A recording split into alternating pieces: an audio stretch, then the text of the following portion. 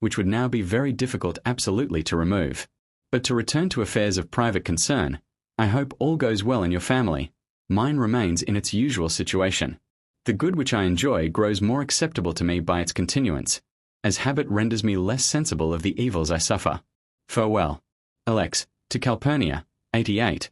Never was business more disagreeable to me than when it prevented me not only from accompanying you when you went into Campania for your health, but from following you there soon after, for I want particularly to be with you now, that I may learn from my own eyes whether you are growing stronger and stouter, and whether the tranquillity, the amusements, and plenty of that charming country really agree with you.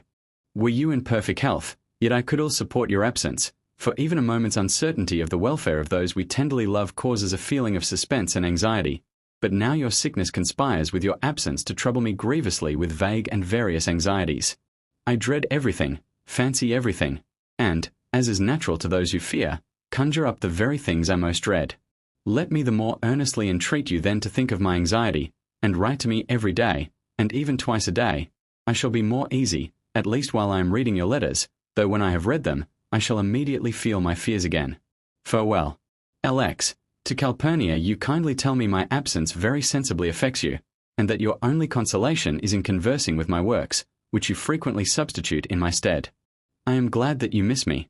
I am glad that you find some rest in these alleviations. In return, I read over your letters again and again, and am continually taking them up, as if I had just received them. But, alas! This only stirs in me a keener longing for you. For how sweet must her conversation be whose letters have so many charms. Let me receive them, however, as often as possible, notwithstanding there is still a mixture of pain in the pleasure they afford me. Farewell. LXI. To Priscus you know Attilius Crescens, and you love him. Who is there, indeed, of any rank or worth, that does not? For myself, I profess to have a friendship for him far exceeding ordinary attachments of the world. Our native towns are separated only by a day's journey, and we got to care for each other when we were very young, the season for passionate friendships. Ours improved by years, and so far from being chilled, it was confirmed by our riper judgments, as those who know us best can witness. He takes pleasure in boasting everywhere of my friendship, as I do to let the world know that his reputation, his ease, and his interest are my peculiar concern. Insomuch that upon his expressing to me some apprehension of insolent treatment from a certain person who was entering upon the tribuneship of the people, I could not forbear answering, Long as Achilles breathes this vital air, to touch thy head no impious hand shall dare. 89. What is my object in telling you these things? Why, to show you that I look upon every injury offered to Attilius as done to myself. But what is the object of all this? You repeat. You must know then, Valerus Varus, at his death, owed Attilius a sum of money. Though I am on friendly terms with Maximus, his heir, yet there is a closer friendship between him and you. I beg therefore, and entreat you by the affection you have for me, to take care that Attilius is not only paid the capital which is due to him, but all the long arrears of interest too. He neither covets the property of others nor neglects the care of his own, and as he is not engaged in any lucrative profession, he has nothing to depend upon but his own frugality. For as to literature, in which he greatly distinguishes himself, he pursues this merely from motives of pleasure and ambition. In such a situation, the slightest loss presses hard upon a man, and the more so because he has no opportunities of repairing any injury done to his fortune. Remove then, I entreat you, our uneasiness, and suffer me still to enjoy the pleasure of his wit and bonhomie, for I cannot bear to see the cheerfulness of my friend overclouded, whose mirth and good humour dissipates every gloom of melancholy in myself. In short, you know what a pleasant entertaining fellow he is, and I hope you will not suffer any injury to engloom and embitter his disposition. You may judge by the warmth of his affection how severe his resentments would prove, for a generous and great mind can all brook an injury when coupled with contempt. I could not see without a concern, mixed with indignation, the remains of a man, whose fame filled the whole world, lie for 10 years after his death without an inscription, or a name. He had however directed that the divine and immortal action of his life should be recorded upon his tomb in the following lines. Here Rufus lies, who Vindex arms withstood, not for himself, but for his country's good.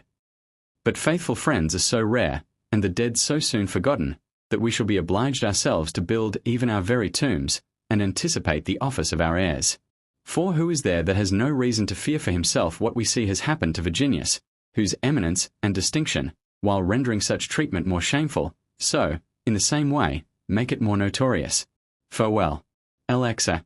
To Maximus, oh, what a happy day I lately spent!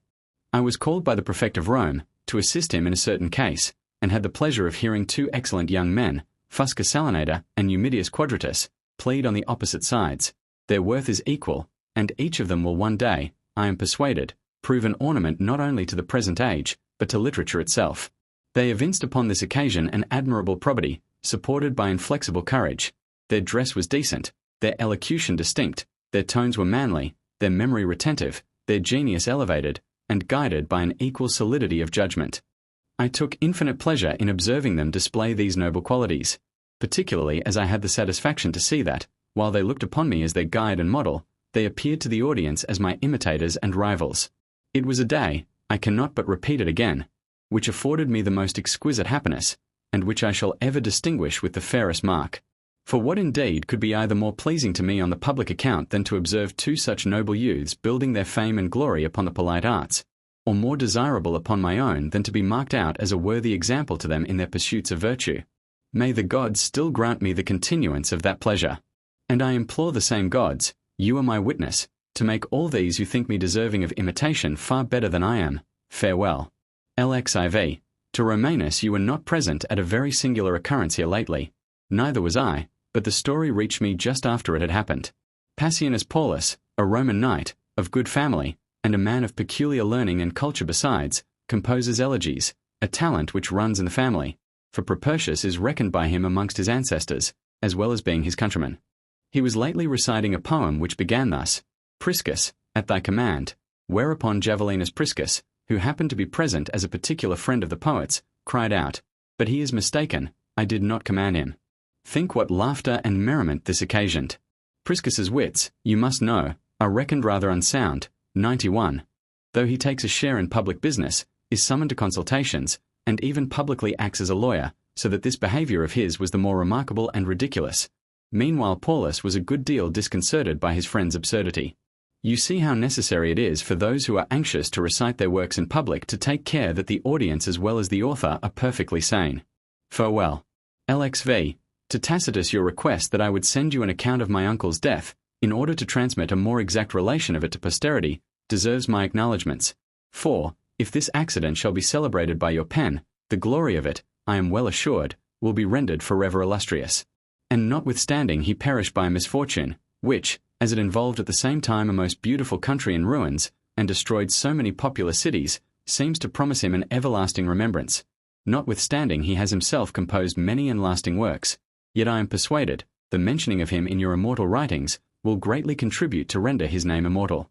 Happy I esteem those to be to whom by provision of the gods has been granted the ability either to do such actions as are worthy of being related or to relate them in a manner worthy of being read.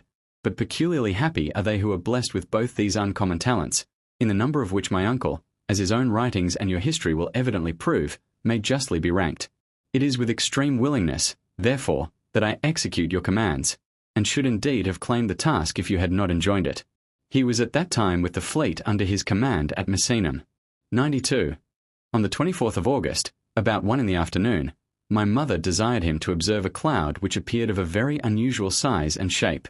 He had just taken a turn in the sun, 93, and, after bathing himself in cold water, and making a light luncheon, gone back to his books, he immediately arose and went out upon a rising ground from whence he might get a better sight of this very uncommon appearance.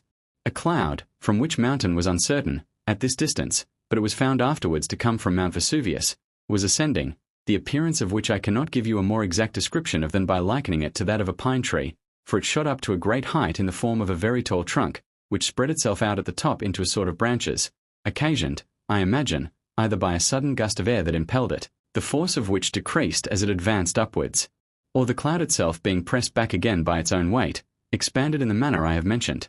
It appeared sometimes bright and sometimes dark and spotted, according as it was either more or less impregnated with earth and cinders.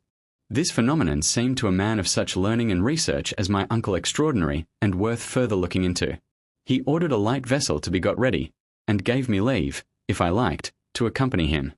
I said I had rather go on with my work, and it so happened, he had himself given me something to write out. As he was coming out of the house, he received a note from Rectina, the wife of Bassus, who was in the utmost alarm at the imminent danger which threatened her. For her villa lying at the foot of Mount Vesuvius, there was no way of escape but by sea, She earnestly entreated him therefore to come to her assistance. He accordingly changed his first intention, and what he had begun from a philosophical, he now carries out in a noble and generous spirit. He ordered the galleys to be put to sea, and went himself on board with an intention of assisting not only Rictina, but the several other towns which lay thickly strewn along that beautiful coast. Hastening then to the place from whence others fled with the utmost terror, he steered his course direct to the point of danger, and with so much calmness and presence of mind as to be able to make and dictate his observations upon the motion and all the phenomena of that dreadful scene. He was now so close to the mountain that the cinders, which grew thicker and hotter the nearer he approached, fell into the ships, together with pumice stones and black pieces of burning rock. They were in danger too not only of being aground by the sudden retreat of the sea, but also from the vast fragments which rolled down from the mountain and obstructed all the shore. Here he stopped to consider whether he should turn back again, to which the pilot advising him, "Fortune," said he, "favours the brave, steer to where Pomponianus is." Pomponianus was then at Stabiae, 94, separated by a bay, which the sea, after several insensible windings, forms with the shore. He had already sent his baggage on board, for though he was not at that time in actual danger, yet being within sight of it, and indeed extremely near, if it should in the least increase, he was determined to put to sea as soon as the wind, which was blowing dead inshore, should go down. It was favourable, however, for carrying my uncle to Pomponianus, whom he found in the greatest consternation.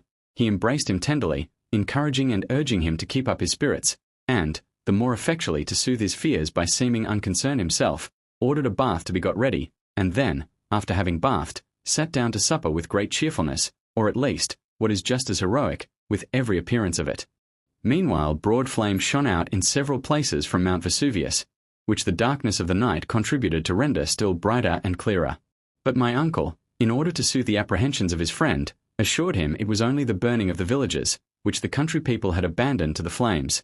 After this he retired to rest, and it is most certain he was so little disquieted as to fall into a sound sleep, for his breathing, which, on account of his corpulence, was rather heavy and sonorous, was heard by the attendants outside.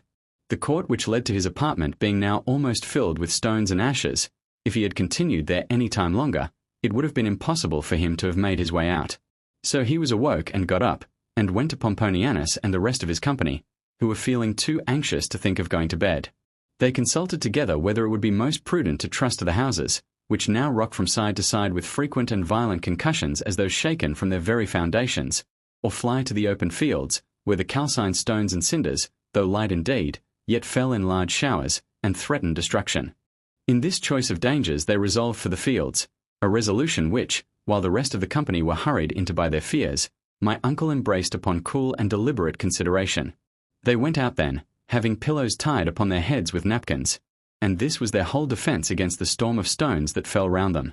It was now day everywhere else, but there a deeper darkness prevailed than in the thickest night, which however was in some degree alleviated by torches and other lights of various kinds. They thought proper to go farther down upon the shore to see if they might safely put out to sea, but found the waves still running extremely high and boisterous. There my uncle, laying himself down upon a sailcloth, which was spread for him, called twice for some cold water, which he drank, when immediately the flames, preceded by a strong whiff of sulphur, dispersed the rest of the party, and obliged him to rise. He raised himself up with the assistance of 2 of his servants, and instantly fell down dead, suffocated, as I conjecture, by some gross and noxious vapour, having always had a weak throat, which was often inflamed. As soon as it was light again, which was not till the 3rd day after this melancholy accident, his body was found entire, and without any marks of violence upon it, in the dress in which he fell, and looking more like a man asleep than dead. During all this time my mother and I, who were at Misknum, but this has no connection with your history, and you did not desire any particulars besides those of my uncle's death, so I will end here, only adding that I have faithfully related to you what I was either an eyewitness of myself or received immediately after the accident happened, and before there was time to vary the truth.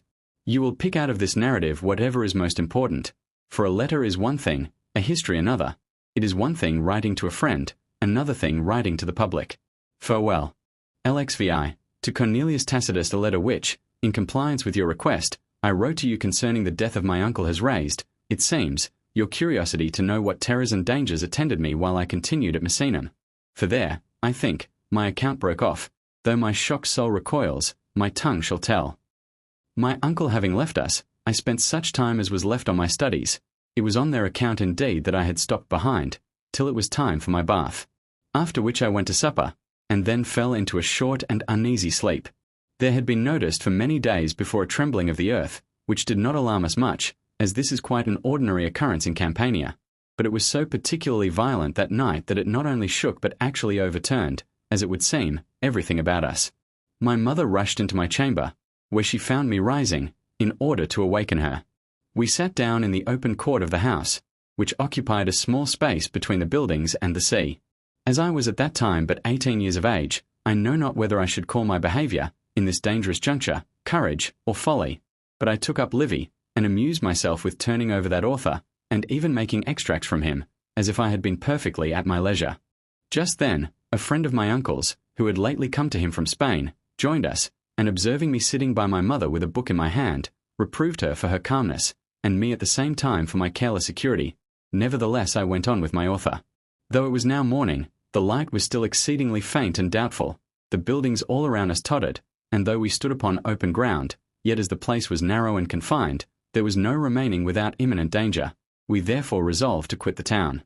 A panic-stricken crowd followed us, and, as to a mind distracted with terror every suggestion seems more prudent than its own, pressed on us in dense array to drive us forward as we came out. Being at a convenient distance from the houses, we stood still, in the midst of a most dangerous and dreadful scene. The chariots, which we had ordered to be drawn out, were so agitated backwards and forwards, though upon the most level ground, that we could not keep them steady, even by supporting them with large stones. The sea seemed to roll back upon itself, and to be driven from its banks by the convulsive motion of the earth. It is certain at least the shore was considerably enlarged, and several sea animals were left upon it. On the other side, a black and dreadful cloud, broken with rapid, zigzag flashes, revealed behind it variously shaped masses of flame. These last were like sheet lightning, but much larger.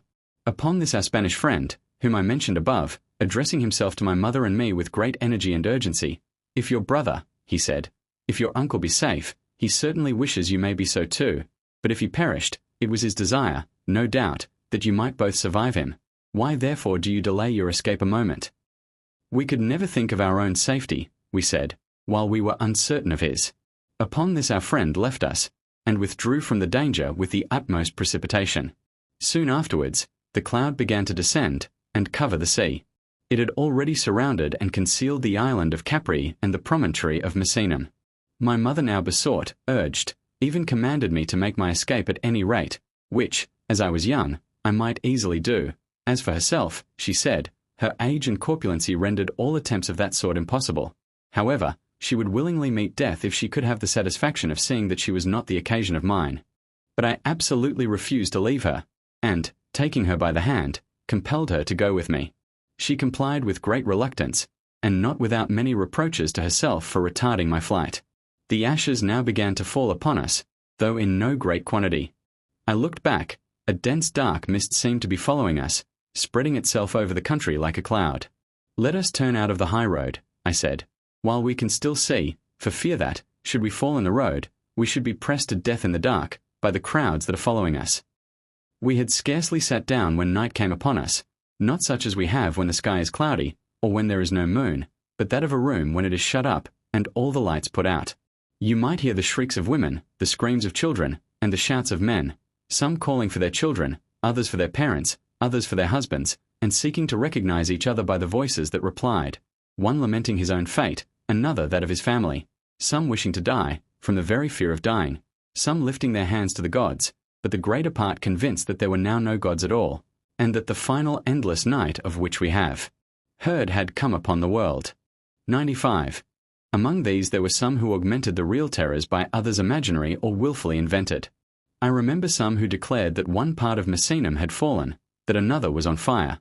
It was false, but they found people to believe them. It now grew rather lighter, which we imagined to be rather the forerunner of an approaching burst of flames, as in truth it was, than the return of day. However, the fire fell at a distance from us. Then again we were immersed in thick darkness, and a heavy shower of ashes rained upon us, which we were obliged every now and then to stand up to shake off, otherwise we should have been crushed and buried in the heap. I might boast that, during all the scene of horror, not a sigh, or expression of fear, escaped me, had not my support been grounded in that miserable, though mighty, consolation, that all mankind were involved in the same calamity, and that I was perishing with the world itself. At last this dreadful darkness was dissipated by degrees, like a cloud or smoke. The real day returned, and even the sun shone out, though with a lurid light, like when an eclipse is coming on. Every object that presented itself to our eyes, which were extremely weakened, seemed changed, being covered deep with ashes as if with snow.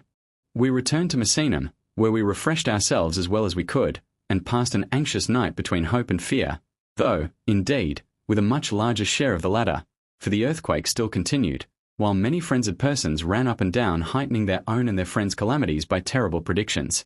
However, my mother and I, notwithstanding the danger we had passed, and that which still threatened us, had no thoughts of leaving the place, till we could receive some news of my uncle.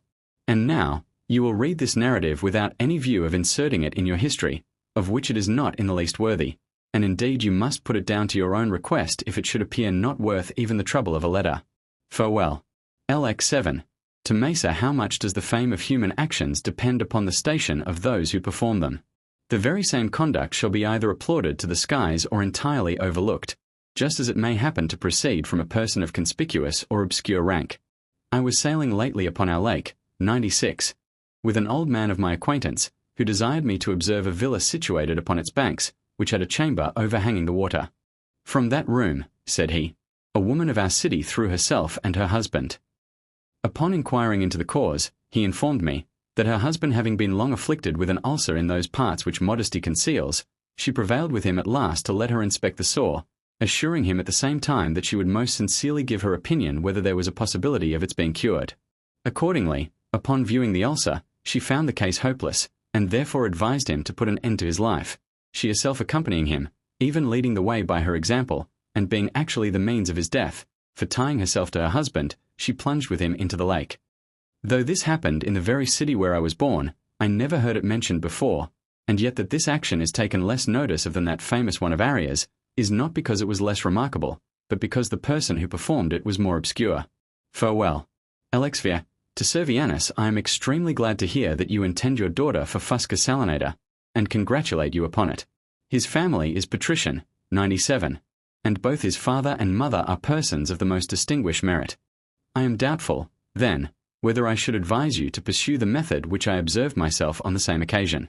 When I was consul-elect, I avoided running into the usual strain of compliment, which, however far from adulation, might yet look like it. Not that I affected firmness and independence, but, as well knowing the sentiments of our amiable prince, and being thoroughly persuaded that the highest praise I could offer to him would be to show the world I was under no necessity of paying him any. When I reflected what profusion of honours had been heaped upon the very worst of his predecessors, nothing, I imagined, could more distinguish a prince of his real virtues from those infamous emperors than to address him in a different manner.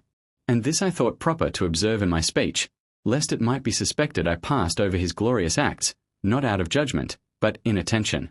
Such was the method I then observed, but I am sensible the same measures are neither agreeable nor indeed suitable to all alike. Besides, the propriety of doing or omitting a thing depends not only upon persons, but time and circumstances, and as the late actions of our illustrious prince afford materials for panegyric, no less just than recent and glorious, I doubt, as I said before, whether I should persuade you in the present instance to adopt the same plan as I did myself. In this, however, I am clear that it was proper to offer you by way of advice the method I pursued. Farewell. LXX. To Fabitus I have the best reason, certainly, for celebrating your birthday as my own, since all the happiness of mine arises from yours, to whose care and diligence it is owing that I am gay here and at my ease in town.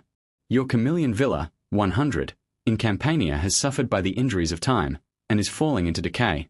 However, the most valuable parts of the building either remain entire or are but slightly damaged, and it shall be my care to see it put into thorough repair.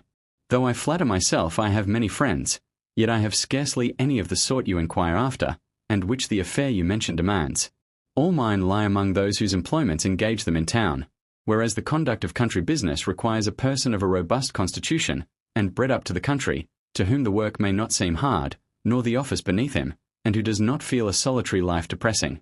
You think most highly of Rufus, for he was a great friend of your son's, but of what use he can be to us upon this occasion, I cannot conceive, though I am sure he will be glad to do all he can for us. Farewell. LXXI. To Cornelianus I received lately the most exquisite satisfaction at Centum Celli, 101, as it is now called, being summoned thither by Caesar, 102, to attend a council. Could anything indeed afford a higher pleasure than to see the emperor exercising his justice, his wisdom, and his affability, even in retirement, where those virtues are most observable? Various were the points brought in judgment before him, and which proved, in so many different instances, the excellence of the judge. The cause of Claudius Ariston came on first. He is an Ephesian nobleman, of great munificence and unambitious popularity, whose virtues have rendered him obnoxious to a set of people of far different characters. They had instigated an informer against him, of the same infamous stamp with themselves, but he was honourably acquitted. The next day, the case of Gallida, accused of adultery, was heard. Her husband, who is a military tribune, was upon the point of offering himself as a candidate for certain honours at Rome, but she had stained her own good name and his by an intrigue with a centurion. 103. The husband informed the consul's lieutenant, who wrote to the emperor about it. Caesar, having thoroughly sifted the evidence, cashiered the centurion, and sentenced him to banishment. It remained that some penalty should be inflicted likewise upon the other party, as it is a crime of which both must necessarily be equally guilty. But the husband's affection for his wife inclined him to drop that part of the prosecution, not without some reflections on his forbearance, for he continued to live with her even after he had commenced this prosecution, content, it would seem, with having removed his rival. But he was ordered to proceed in the suit, and, though he complied with great reluctance, it was necessary, nevertheless, that she should be condemned. Accordingly, she was sentenced to the punishment directed by the Julian law. 104. The emperor thought proper to specify, in his decree, the name and office of the centurion, that it might appear he passed it in virtue of military discipline, lest it should be imagined he claimed a particular cognizance in every cause of the same nature.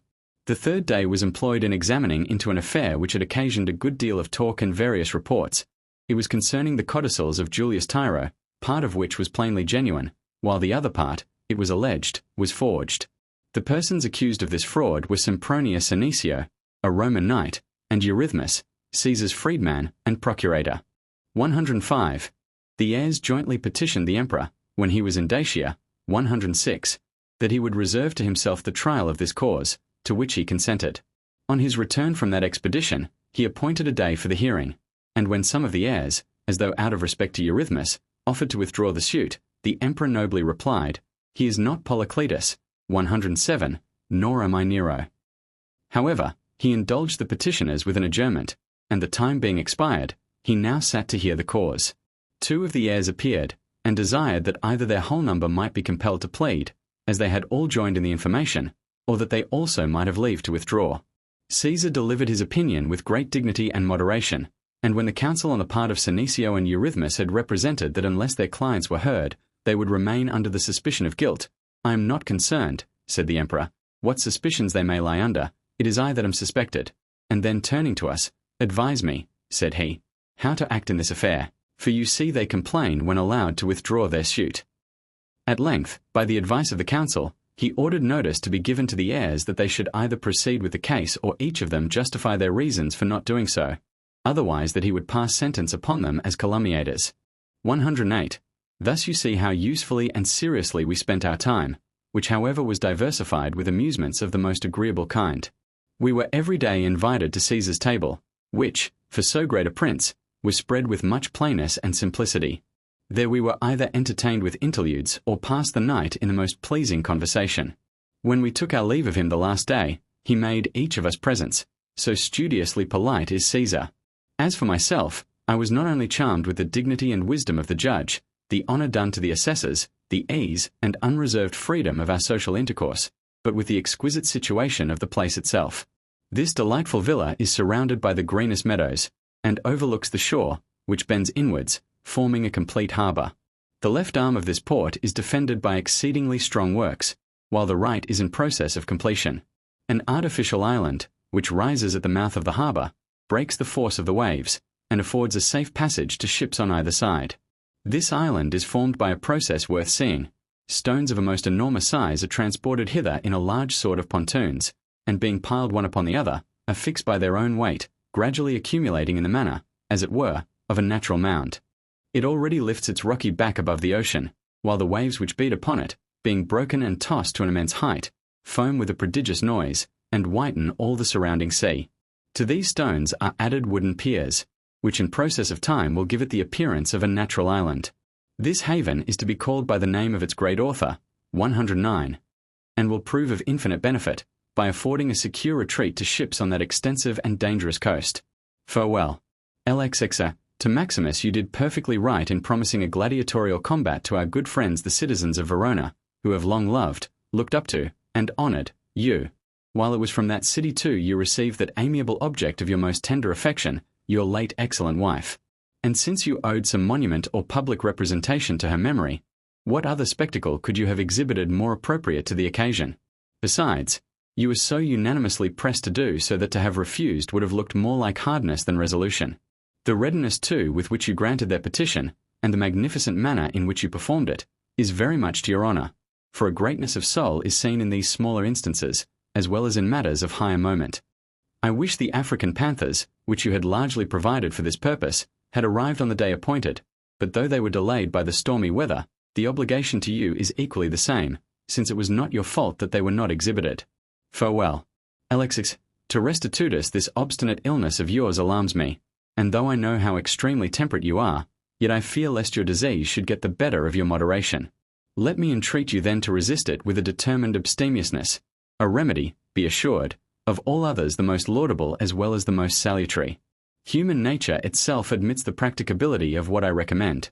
It is a rule, at least, which I always enjoin my family to observe with respect to myself. I hope, I say to them, that should I be attacked with any disorder, I shall desire nothing of which I ought either to be ashamed or have reason to repent. However, if my distemper should prevail over my resolution, I forbid that anything be given me but by the consent of my physicians, and I shall resent your compliance with me in things improper as much as another man with their refusal. I once had a most violent fever, when the fit was a little abated, and I had been anointed, 110. My physician offered me something to drink. I held out my hand, desiring he would first feel my pulse, and upon his not seeming quite satisfied, I instantly returned the cup, though it was just at my lips. Afterwards, when I was preparing to go into the bath, 20 days from the first attack of my illness, perceiving the physicians whispering together, I inquired what they were saying. They replied they were of opinion I may possibly bathe with safety, however that they were not without some suspicion of risk. What need is there, said I, of my taking a bath at all? And so, with perfect calmness and tranquillity, I gave up a pleasure I was upon the point of enjoying, and abstained from the bath as serenely and composedly as though I were going into it.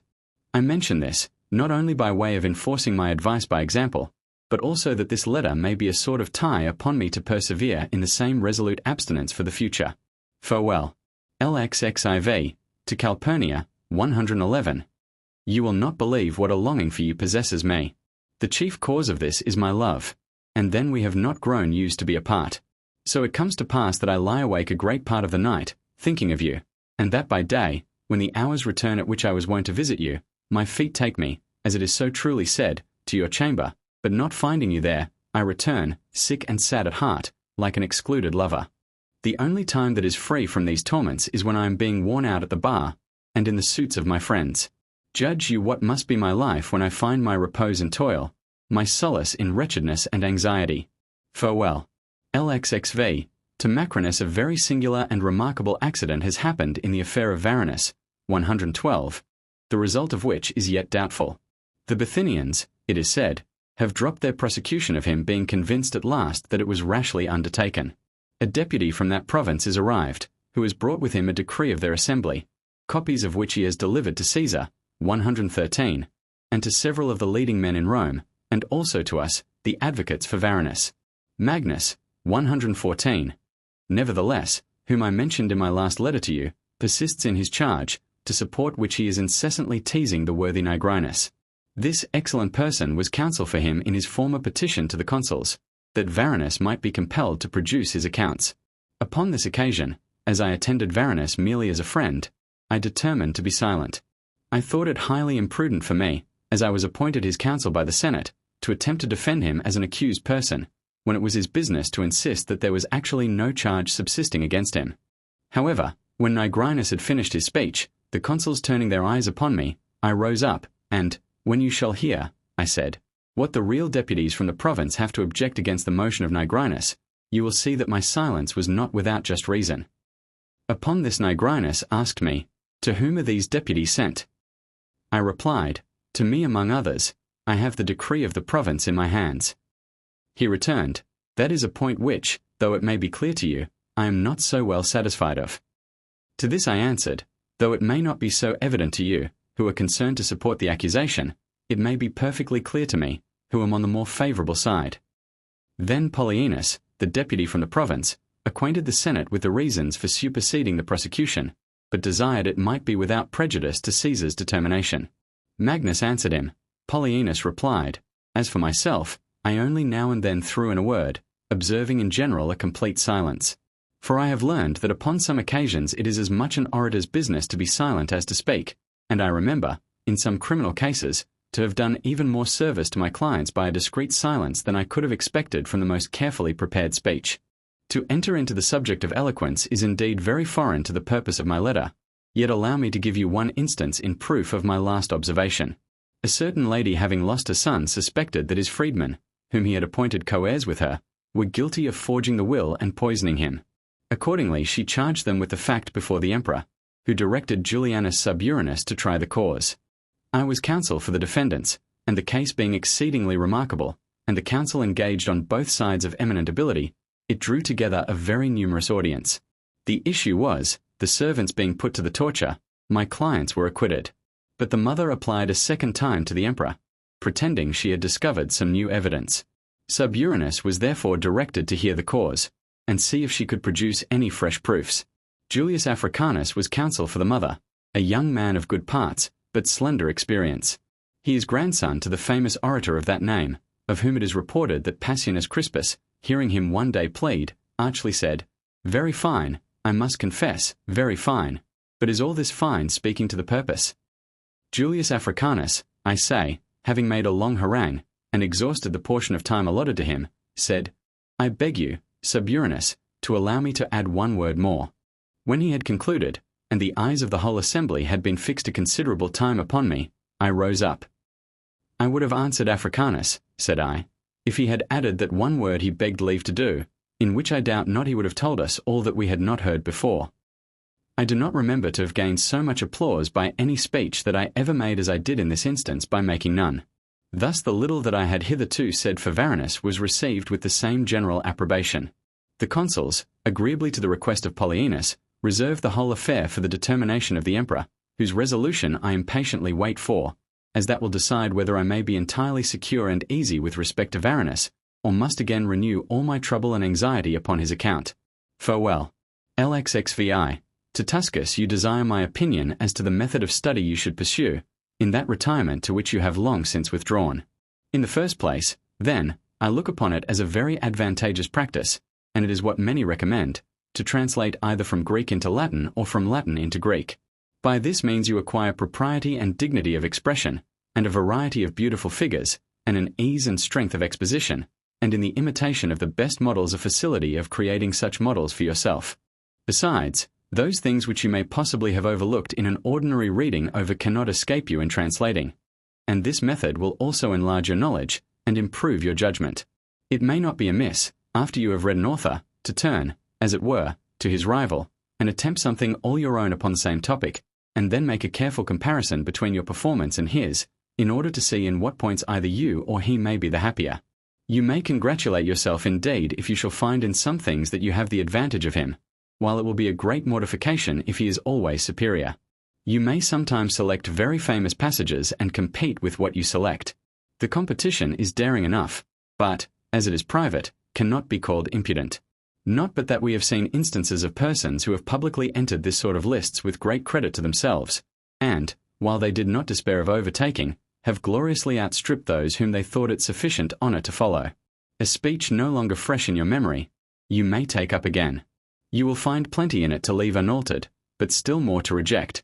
You will add a new thought here, and alter another there.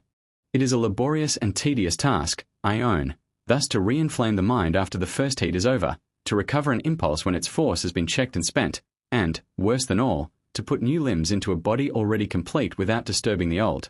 But the advantage attending this method will overbalance the difficulty. I know the bent of your present attention is directed towards the eloquence of the bar, but I would not for that reason advise you never to quit the polemic, if I may so call it, and contentious style. As land is improved by sowing it with various seeds, constantly changed, so is the mind by exercising it now with this subject of study, now with that. I would recommend you, therefore, sometimes to take a subject from history, and you might give more care to the composition of your letters. For it frequently happens that in pleading one has occasion to make use not only of historical, but even poetical, styles of description, and then from letters you acquire a concise and simple mode of expression.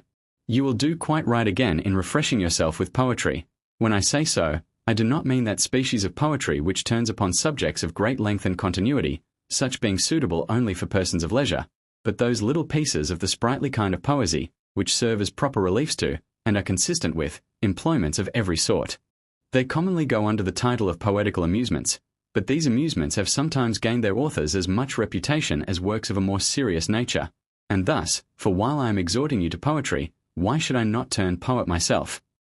As yielding wax the artist's skill commands, submissive shaft beneath his forming hands, now dreadful stands in arms a Mars confessed, or now with Venus's softer air impressed, a wanton Cupid now the mould belies, now shines, severely chaste, a Pallas wife, as not alone to quench the raging flame, the sacred fountain pours a friendly stream, but sweetly gliding through the flower green, spreads glad refreshment o'er the smiling scene, so, formed by science, should the ductile mind receive.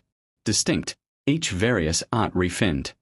In this manner the greatest men, as well as the greatest orators, used either to exercise or amuse themselves, or rather indeed did both. It is surprising how much the mind is enlivened and refreshed by these little poetical compositions, as they turn upon love, hatred, satire, tenderness, politeness, and everything, in short, that concerns life and the affairs of the world. Besides, the same advantage attends these, as every other sort of poems, that we turn from them to prose with so much the more pleasure after having experienced the difficulty of being constrained and fettered by metre. And now, perhaps, I have troubled you upon this subject longer than you desired. However, there is one thing I have left out. I have not told you what kind of authors you should read, though indeed that was sufficiently implied when I told you on what you should write. Remember to be careful in your choice of authors of every kind, for, as it has been well observed, though we should read much, we should not read many books. Who those authors are, is so clearly settled, and so generally known, that I need not particularly specify them. Besides, I have already extended this letter to such an immoderate length that, while suggesting how you ought to study, I have, I fear, been actually interrupting your studies. I will here resign you therefore to your tablets, either to resume the studies in which you were before engaged or to enter upon some of those I have recommended. Farewell. LXX7, to Fabatus, his wife's grandfather. You are surprised, I find, that my share of 5/12 of the estate which lately fell to me, and which I had directed to be sold to the best bidder, should have been disposed of by my freedman Hermes to Corellia, without putting it up to auction, at the rate of 700,000 sesterces, 115, for the whole.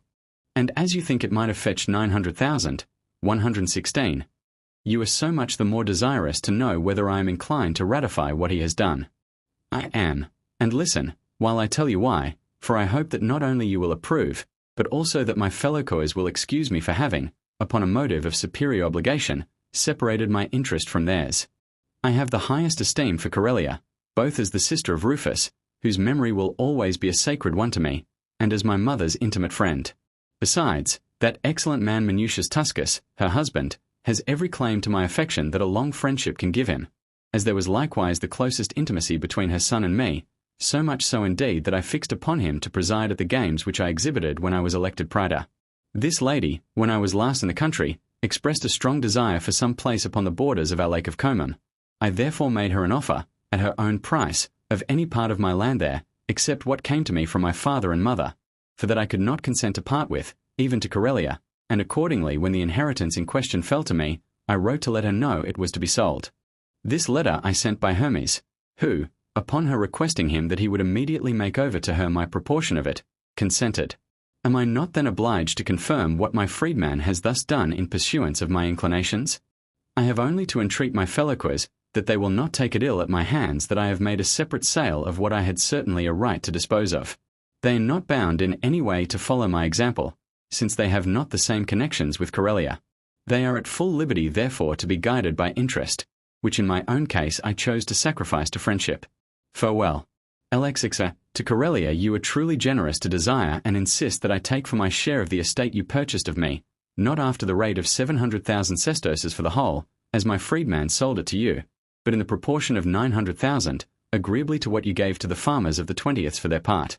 But I must desire and insist in my turn that you would consider not only what is suitable to your character, but what is worthy of mine, and that you would suffer me to oppose your inclination in this single instance, with the same warmth that I obey it in all others.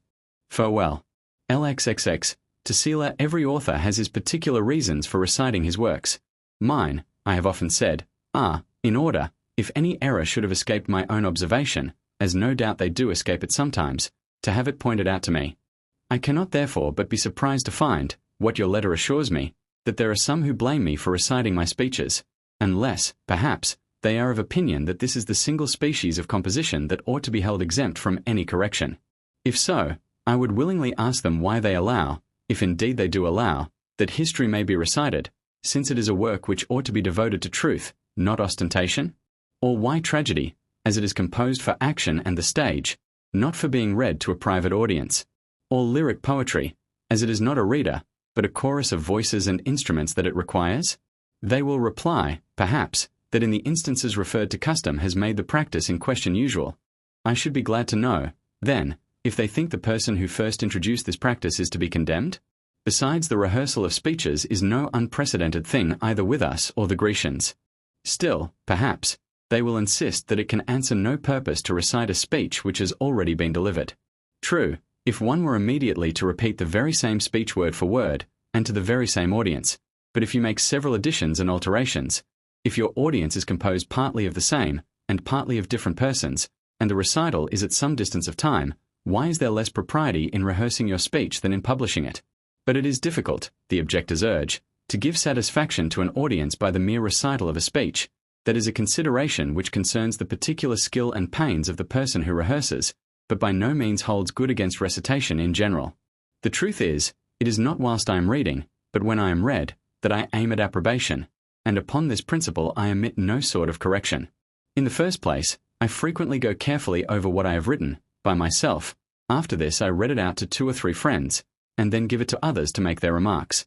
If after this I have any doubt concerning the justness of their observations, I carefully weigh them again with a friend or 2, and, last of all, I recite them to a larger audience. Then is the time, believe me, when I correct most energetically and unsparingly, for my care and attention rise in proportion to my anxiety, as nothing renders the judgment so acute to detect error as that deference, modesty, and diffidence one feels upon those occasions. For tell me, would you not be infinitely less affected were you to speak before a single person only, though ever so learned, than before a numerous assembly, even though composed of none but illiterate people? When you rise up to plead, are you not at that juncture, above all others, most self-distrustful? And do you not wish, I will not say some particular parts only, but that the whole arrangement of your intended speech were altered? Especially if the concourse should be large in which you are to speak? For there is something even in a low and vulgar audience that strikes one with awe. And if you suspect you are not well received at the first opening of your speech, do you not find all your energy relaxed, and feel yourself ready to give way? The reason I imagine to be that there is a certain weight of collective opinion in a multitude, and although each individual judgment is, perhaps, of little value, yet when united it becomes considerable. Accordingly, Pomponius Secundus, the famous tragic poet, whenever some very intimate friend and he differed about the retaining or rejecting anything in his writings, used to say, I appeal, 117, to the people, and thus, by their silence or applause, adopted either his own or his friend's opinion. Such was the deference he paid to the popular judgment. Whether justly or not, is no concern of mine, as I am not in the habit of reciting my works publicly, but only to a select circle, whose presence I respect, and whose judgment I value, in a word, whose opinions I attend to as if they were so many individuals I had separately consulted, at the same time that I stand in as much or before them as I should before the most numerous assembly. What Cicero says of composing will, in my opinion, hold true of the dread we have of the public. Fear is the most rigid critic imaginable. The very thought of reciting, the very entrance into an assembly, and the agitated concern when one is there, each of these circumstances tends to improve and perfect an author's performance. Upon the whole, therefore, I cannot repent of a practice which I have found by experience so exceedingly useful, and am so far from being discouraged by the trifling objections of these censors that I request you would point out to me if there is yet any other kind of correction, that I may also adopt it, for nothing can sufficiently satisfy my anxiety to render my compositions perfect. I reflect what an undertaking it is resigning any work into the hands of the public, and I cannot but be persuaded that frequent revisals, and many consultations, must go to the perfecting of a performance, which one desires should universally and forever please. Farewell. LXXX. To Priscus, the illness of my friend Phania gives me great concern. She contracted it during her attendance on Unia, one of the Vestal Virgins, engaging in this good office at first voluntarily, Unia being her relation, and afterwards being appointed to it by an order from the College of Priests. For these virgins, when excessive ill health renders it necessary to remove them from the temple of Vesta, are always delivered over to the care and custody of some venerable matron. It was owing to her assiduity in the execution of this charge that she contracted her present dangerous disorder, which is a continual fever, attended with a cough that increases daily. She is extremely emaciated, and every part of her seems in a total decay except her spirits. Those, indeed, she fully keeps up, and in a way altogether worthy the wife of Helvidius, and the daughter of Thrasia. In all other respects there is such a falling away that I am more than apprehensive upon her account. I am deeply afflicted. I grieve, my friend, that so excellent a woman is going to be removed from the eyes of the world, which will never, perhaps, again behold her equal. So pure she is, so pious, so wise and prudent, so brave and steadfast. Twice she followed her husband into exile, and the third time she was banished herself upon his account. For Senecio, when arraigned for writing the life of Helvidius, having said in his defence that he composed that work at the request of Phania, Metius Carus, with a stern and threatening air, asked her whether she had made that request, and she replied, I made it. Did she supply him likewise with materials for the purpose? I did. Was her mother privy to this transaction? She was not. In short, throughout her whole examination, not a word escaped her which betrayed the smallest fear. On the contrary, she had preserved a copy of those very books which the Senate, overawed by the tyranny of the times, had ordered to be suppressed, and at the same time the effects of the author to be confiscated, and carried with her into exile the very cause of her exile. How pleasing she is, how courteous, and, what is granted to few, no less lovable than worthy of all esteem and admiration. Will she hereafter be pointed out as a model to all wives, and perhaps be esteemed worthy of being set forth as an example of fortitude even to our sex, since, while we still have the pleasure of seeing and conversing with her, we contemplate her with the same admiration as those heroines who are celebrated in ancient story? For myself, I confess, I cannot but tremble for this illustrious house, which seems shaken to its very foundations, and ready to fall. For though she will leave descendants behind her, yet what a height of virtue must they attain, what glorious deeds must they perform, ere the world will be persuaded that she was not the last of her family.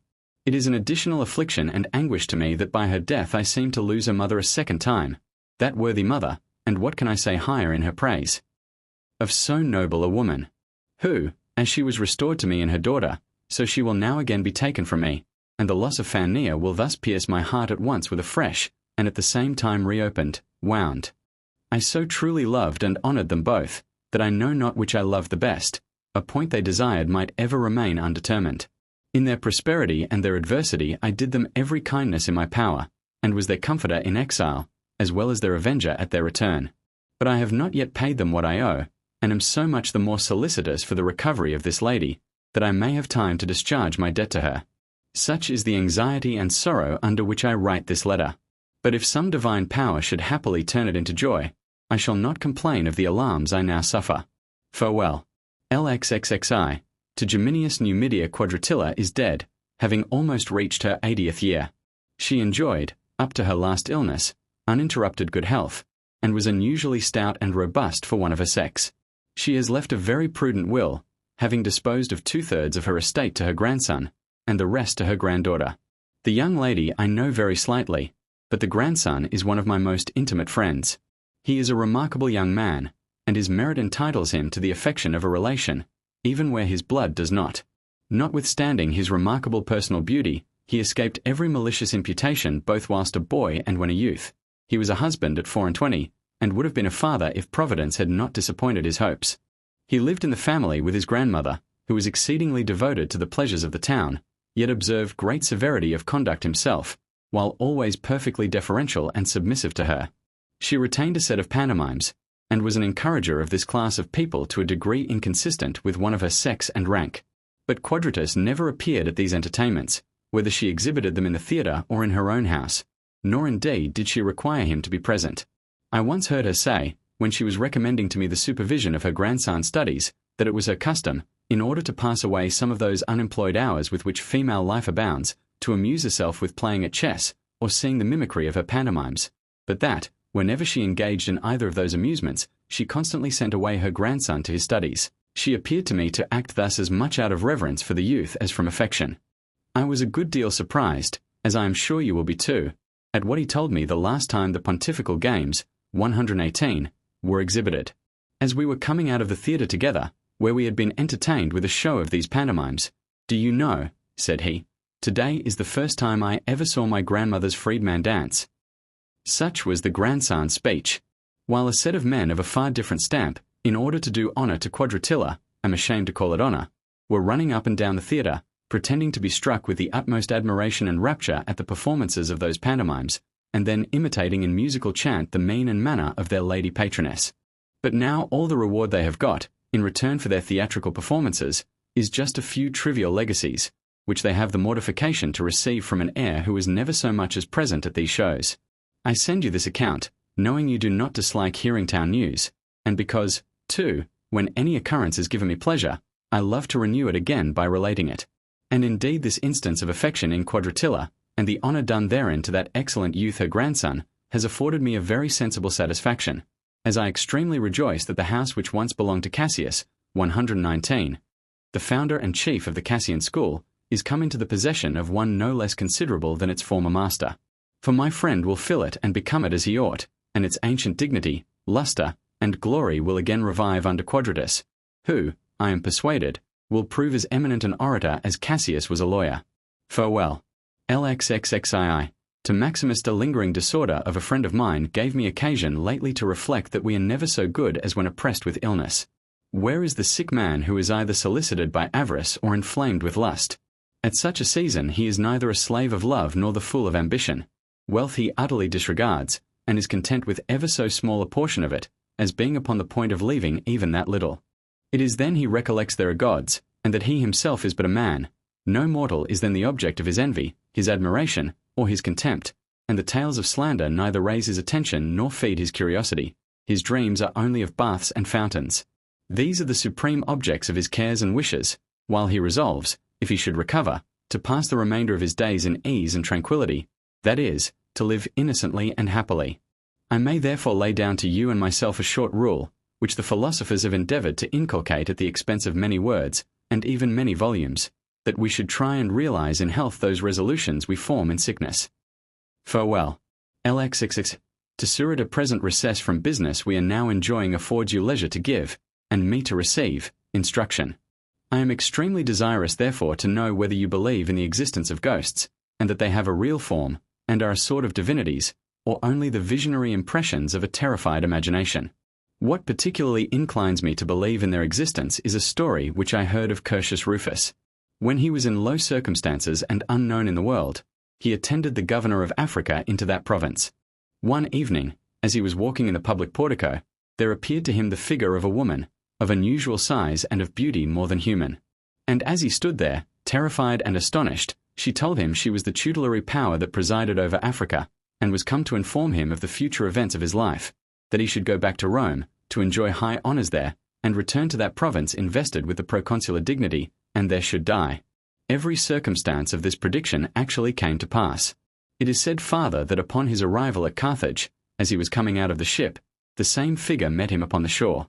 It is certain, at least, that being seized with a fit of illness, though there were no symptoms in his case that led those about him to despair, he instantly gave up all hope of recovery, judging, apparently, of the truth of the future part of the prediction by what had already been fulfilled, and of the approaching misfortune from his former prosperity.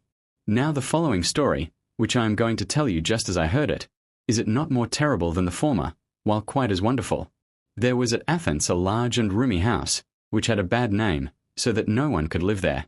In the dead of the night a noise, resembling the clashing of iron, was frequently heard, which, if you listened more attentively, sounded like the rattling of chains, distant at first, but approaching nearer by degrees.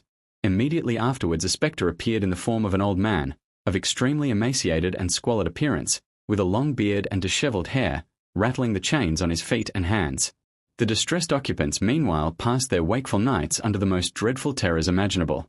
This, as it broke their rest, ruined their health, and brought on distempers. Their terror grew upon them, and death ensued. Even in the daytime, though the spirit did not appear, yet the impression remained so strong upon their imaginations that it still seemed before their eyes, and kept them in perpetual alarm. Consequently the house was at length deserted, as being deemed absolutely uninhabitable, so that it was now entirely abandoned to the ghost. However, in hopes that some tenant might be found who was ignorant of this very alarming circumstance, a bill was put up, giving notice that it was either to be let or sold. It happened that Athenodorus, 120, the philosopher, came to Athens at this time, and, reading the bill, inquired the price. The extraordinary cheapness raised his suspicion. Nevertheless, when he heard the whole story, he was so far from being discouraged that he was more strongly inclined to hire it, and, in short, actually did so. When it grew towards evening, he ordered a couch to be prepared for him in the front part of the house, and, after calling for a light, together with his pencil and tablets, directed all his people to retire. But that his mind might not, for want of employment, be open to the vain terrors of imaginary noises and spirits, he applied himself to writing with the utmost attention. The first part of the night passed in entire silence, as usual. At length a clanking of iron and rattling of chains was heard. However, he neither lifted up his eyes nor laid down his pen, but in order to keep calm and collected tried to pass the sounds off to himself as something else. The noise increased and advanced nearer, till it seemed at the door, and at last in the chamber. He looked up, saw, and recognized the ghost exactly as it had been described to him. It stood before him, beckoning with the finger, like a person who calls another. Athenodorus in reply made a sign with his hand that it should wait a little, and threw his eyes again upon his papers. The ghost then rattled its chains over the head of the philosopher, who looked up upon this, and seeing it beckoning as before, immediately arose, and, light in hand, followed it. The ghost slowly stalked along, as if encumbered with its chains, and, turning into the area of the house, suddenly vanished. Athenodorus, being thus deserted, made a mark with some grass and leaves on the spot where the spirit left him. The next day he gave information to the magistrates, and advised them to order that spot to be dug up. This was accordingly done, and the skeleton of a man in chains was found there, for the body, having lain a considerable time in the ground, was putrefied and moulded away from the fetters. The bones being collected together were publicly buried, and thus after the ghost was appeased by the proper ceremonies, the house was haunted no more. This story I believe upon the credit of others. What I am going to mention, I give you upon my own. I have a freedman named Marcus, who is by no means illiterate. One night, as he and his younger brother were lying together, he fancied he saw somebody upon his bed, who took out a pair of scissors, and cut off the hair from the top part of his own head, and in the morning, it appeared his hair was actually cut, and the clippings lay scattered about the floor. A short time after this, an event of a similar nature contributed to give credit to the former story. A young lad of my family was sleeping in his apartment with the rest of his companions, when two persons clad in white came in, as he says, through the windows, cut off his hair as he lay, and then returned the same way they entered. The next morning it was found that this boy had been served just as the other, and there was the hair again, spread about the room. Nothing remarkable indeed followed these events, unless perhaps that I escaped a prosecution, in which, if Domitian, during whose reign this happened, had lived some time longer, I should certainly have been involved. For after the death of that emperor, articles of impeachment against me were found in his scrutor, which had been exhibited by Carus. It may therefore be conjectured, since it is customary for persons under any public accusation to let their hair grow, this cutting off the hair of my servants was a sign I should escape the imminent danger that threatened me. Let me desire you then to give this question your mature consideration. The subject deserves your examination, as, I trust, I am not myself altogether unworthy a participation in the abundance of your superior knowledge. And though you should, as usual, balance between two opinions, yet I hope you will lean more on one side than on the other, lest, whilst I consult you in order to have my doubt settled, you should dismiss me in the same suspense and indecision that occasioned you the present application. Farewell. Elec exiv. To Septitius you tell me certain persons have blamed me in your company, as being upon all occasions too lavish in the praise I give my friends. I not only acknowledge the charge, but glory in it. For can there be a nobler error than an overflowing benevolence? But still, who are these, let me ask, that are better acquainted with my friends than I am myself? Yet grant there are any such, why will they deny me the satisfaction of so pleasing a mistake? For supposing my friends not to deserve the highest encomiums I give them, yet I am happy in believing they do. Let them recommend then this malignant zeal to those, and their number is not inconsiderable, who imagine they show their judgment when they indulge their censure upon their friends. As for myself, they will never be able to persuade me I can be guilty of an excess. 121. In friendship, farewell. LXXXV. To Tacitus I predict, and I am persuaded I shall not be deceived, that your histories will be immortal. I frankly own therefore I so much the more earnestly wish to find a place in them. If we are generally careful to have our faces taken by the best artists, ought we not to desire that our actions may be celebrated by an author of your distinguished abilities? I therefore call your attention to the following matter, which, though it cannot have escaped your notice, as it is mentioned in the public journals, still I call your attention to, that you may the more readily believe how agreeable it will be to me that this action, greatly heightened by the risk which attended it, should receive additional lustre from the testimony of a man of your powers. The Senate appointed Herennius Senecio, and myself, counsel for the province of Baetica, in their impeachment of Boebius Massa. He was condemned, and the House ordered his effects to be seized into the hands of the public officer. Shortly after, Senecio, having learnt that the consuls intended to sit to hear petitions, came and said to me, "Let us go together, and petition them with the same unanimity in which we executed the office which had been enjoined us, not to suffer Massa's effects to be dissipated by those who were appointed to preserve them." I answered, "As we were counsel in this affair by order of the Senate, I recommend it to your consideration whether it would be proper for us, after sentence passed, to interpose any farther." "You are at liberty," said he, "to prescribe what bounds you please to yourself, who have no particular connections with the province, except what arise from your late services to them. But then I was born there, and enjoyed the post of quaestor among them." "If such," I replied, "is your determined resolution, I am ready to accompany you, that whatever resentment may be the consequence of this affair, it may not fall singly upon yourself." We accordingly proceeded to the consuls, where Senecio said what was pertinent to the affair, and I added a few words to the same effect. Scarcely had we ended when Massa, complaining that Senecio had not acted against him with the fidelity of an advocate, but the bitterness of an enemy, desired he might be at liberty to prosecute him for treason. This occasioned general consternation. Whereupon I rose up, "Most noble consuls," said I am afraid it should seem that Massa has tacitly charged me with having favoured him in this cause, since he did not think proper to join me with Senecio in the desired prosecution." This short speech was immediately received with applause, and afterwards got much talked about everywhere. The late Emperor Nerva, who, though at that time in a private station, yet interested himself in every meritorious action performed in public, wrote a most impressive letter to me upon the occasion, in which he not only congratulated me, but the age which had produced an example so much in the spirit, as he was pleased to call it, of the good old days. But, whatever be the actual fact, it lies in your power to raise it into a grander and more conspicuously illustrious position, though I am far from desiring you in the least to exceed the bounds of reality. History ought to be guided by strict truth, and worthy actions require nothing more. Farewell. LXXX6. To Septitius I had a good journey here, excepting only that some of my servants were upset by the excessive heat.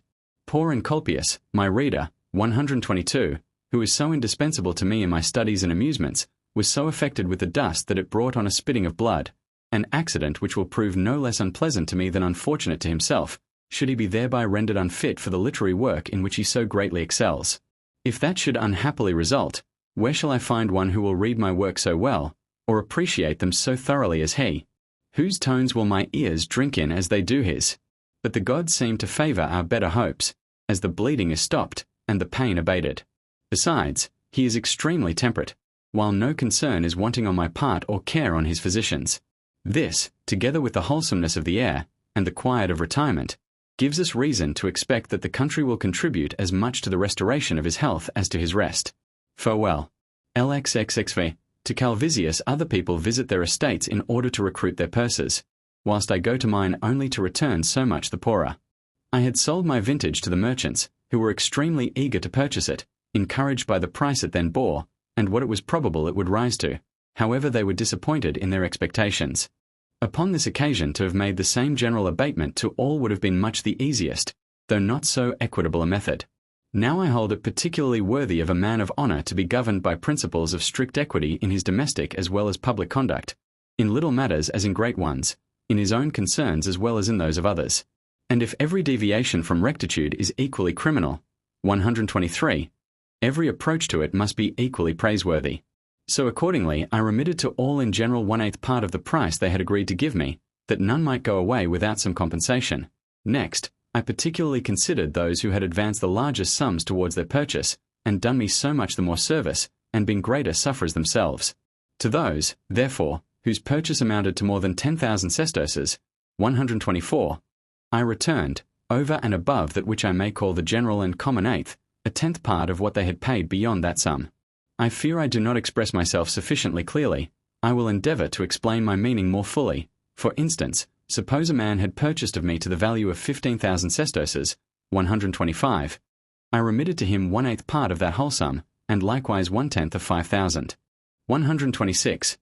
Besides this, as several had deposited, in different proportions, part of the price they had agreed to pay, whilst others had advanced nothing, I thought it would not be at all fair that all these should be favoured with the same undistinguished remission. To those, therefore, who had made any payments, I returned a 10th part upon the sum so paid. By this means I made a proper acknowledgment to each, according to their respective deserts, and likewise encouraged them, not only to deal with me for the future, but to be prompt in their payments.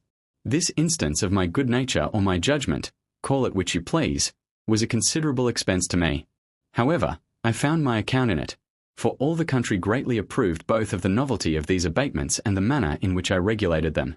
Even those whom I did not meet, as they say, by the same measure, but distinguished according to their several degrees, thought themselves obliged to me, in proportion to the probity of their principles, and went away pleased with having experienced that not with me the brave and mean an equal honour find. 127. Farewell. LXXX8. To Romanus, have you ever seen the source of the river Clitumnus? If you have not, and I hardly think you can have seen it yet, or you would have told me, go there as soon as possible. I saw it yesterday, and I blame myself for not having seen it sooner. At the foot of a little hill, well wooded with old cypress trees, a spring gushes out, which, breaking up into different and unequal streams, forms itself, after several windings, into a large, broad basin of water, so transparently clear that you may count the shining pebbles, and the little pieces of money thrown into it, as they lie at the bottom.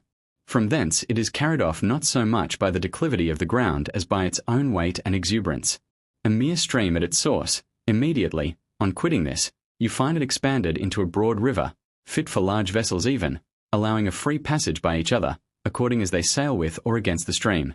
The current runs so strong, though the ground is level, that the large barges going down the river have no occasion to make use of their oars, while those going up find it difficult to make headway even with the assistance of oars and poles, and this alternate interchange of ease and toil, according as you turn, is exceedingly amusing when one sails up and down merely for pleasure. The banks are well covered with ash and poplar, the shape and colour of the trees being as clearly and distinctly reflected in the stream as if they were actually sunk in it. The water is cold as snow, and as white too. Near it stands an ancient and venerable temple, in which is placed the river god Clitumnus clothed in the usual robe of state, and indeed the prophetic oracles here delivered sufficiently testify the immediate presence of that divinity. Several little chapels are scattered round, dedicated to particular gods, distinguished each by his own peculiar name and form of worship, and some of them, too, presiding over different fountains. For, besides the principal spring, which is, as it were, the parent of all the rest, there are several other lesser streams, which, taking their rise from various sources, lose themselves in the river, over which a bridge is built that separates the sacred part from that which lies open to common use. Vessels are allowed to come above this bridge, but no person is permitted to swim except below it. The Hispelates, to whom Augustus gave this place, furnish a public bath, and likewise entertain all strangers, at their own expense. Several villas, attracted by the beauty of this river, stand about on its borders. In short, every surrounding object will afford you entertainment.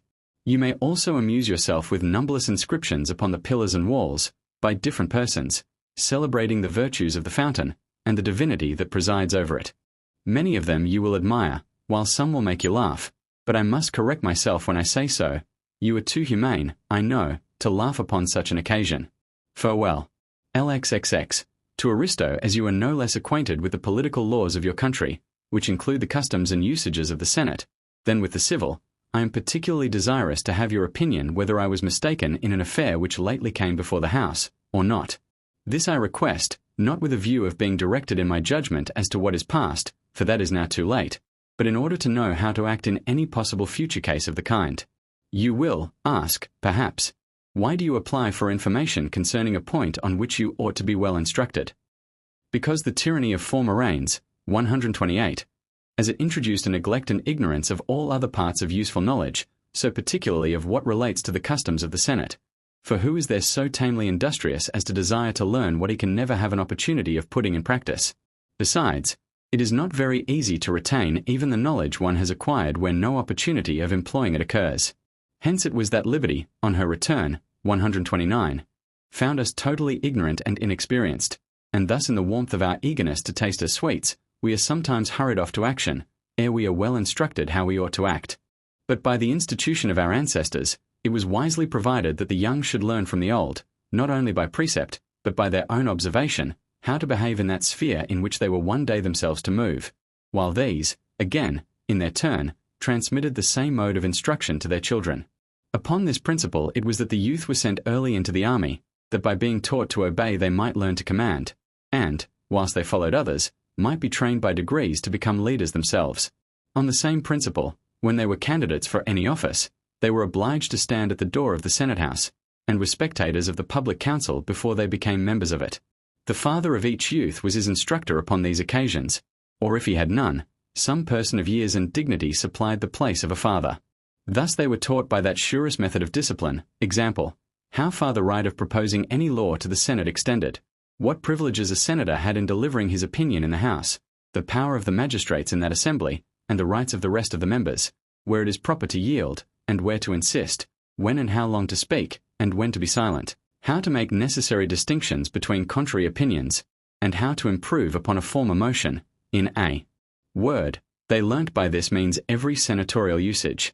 As for myself, it is true indeed, I served in the army when I was a youth, but it was at a time when courage was suspected, and want of spirit rewarded, when generals were without authority, and soldiers without modesty, when there was neither discipline nor obedience, but all was riot, disorder, and confusion, in short, when it was happier to forget than to remember what one learnt. I attended likewise in my youth the Senate, but a Senate shrinking and speechless, where it was dangerous to utter one's opinion, and mean and pitiable to be silent. What pleasure was there in learning, or indeed what could be learnt, when the Senate was convened either to do nothing whatever or to give their sanction to some consummate infamy, when they were assembled either for cruel or ridiculous purposes, and when their deliberations were never serious, though often sad. But I was not only a witness to this scene of wretchedness, as a spectator, I bore my share of it too as a senator, and both saw and suffered under it for many years, which so broke and damped my spirits that they have not even yet been able fully to recover themselves. It is within quite recently, for all time seems short in proportion to its happiness, that we could take any pleasure in knowing what relates to or in setting about the duties of our station. Upon these considerations, therefore, I may the more reasonably entreat you, in the first place, to pardon my error, if I have been guilty of one, and, in the next, to lead me out of it by your superior knowledge, for you have always been diligent to examine into the constitution of your country, both with respect to its public and private, its ancient and modern, its general and special laws. I am persuaded, indeed, the point upon which I am going to consult you is such an unusual one that even those whose great experience in public business must have made them, one would have naturally supposed, acquainted with everything were either doubtful or absolutely ignorant upon it. I shall be more excusable, therefore, if I happen to have been mistaken, as you will earn the higher praise if you can set me right in an affair which it is not clear has ever yet fallen within your observation. The enquiry then before the House was concerning the freedman of Afranius Dexter, who being found murdered, it was uncertain whether he fell by his own hands, or by those of his household, and if the latter, whether they committed the fact in obedience to the commands of Afranius, or were prompted to it by their own villainy. After they had been put to the question, a certain senator, it is of no importance to mention his name, but if you are desirous to know, it was myself, was for acquitting them. Another proposed that they should be banished for a limited time, and a third that they should suffer death. These several opinions were so extremely different that it was impossible either of them could stand with the other. For what have death and banishment in common with one another? Why, no more than banishment and acquittal have together. Though an acquittal approaches rather nearer a sentence of exile than a sentence of death does. For both the former agree at least in this that they spare life, whereas the latter takes it away. In the meanwhile, those senators who were for punishing with death, and those who proposed banishment, sat together on the same side of the House, and thus by a present appearance of unanimity suspended their real disagreement. I moved, therefore, that the votes for each of the three opinions should be separately taken, and that two of them should not, under favour of a short truce between themselves, join against the third.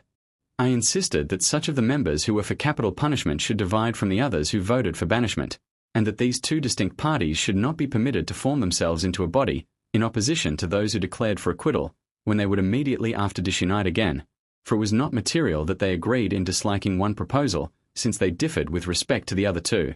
It seemed very extraordinary that he who moved the freedman should be banished, and the slave suffer death, should not be allowed to join these two in one motion, but that each question should be ordered to be put to the House separately, and yet that the votes of one who was for inflicting capital punishment upon the freedmen should be taken together with that of one who was for banishing them. For if, in the former instance, it was reasonable that the motion should be divided, because it comprehended two distinct propositions, I could not see why, in the latter case, suffrages so extremely different should be thrown into the same scale. Permit me, then, notwithstanding the point is already settled, to go over it again as if it was still undecided, and to lay before you those reasons at my ease, which I offered to the House in the midst of much interruption and clamour. Let us suppose there had been only 3 judges appointed to hear this cause, one of whom was of opinion that the parties in question deserved death, the other that they should only be banished, and the third that they ought to be acquitted.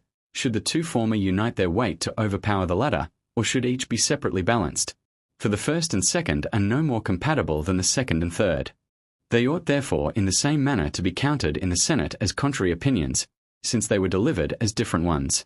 Suppose the same person had moved that they should both have been banished and put to death, could they possibly, in pursuance of this opinion, have suffered both punishments?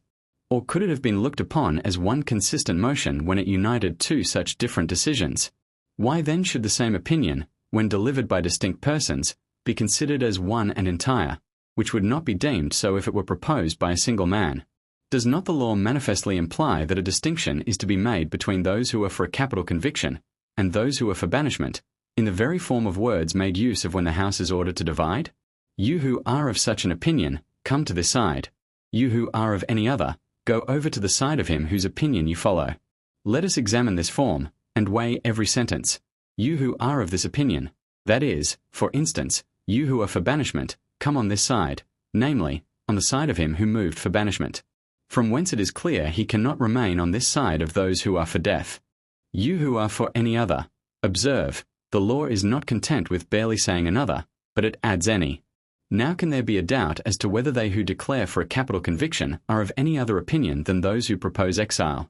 Go over to the side of him whose opinion you follow. Does not the law seem, as it were, to call, compel, drive over, those who are of different opinions, to contrary sides?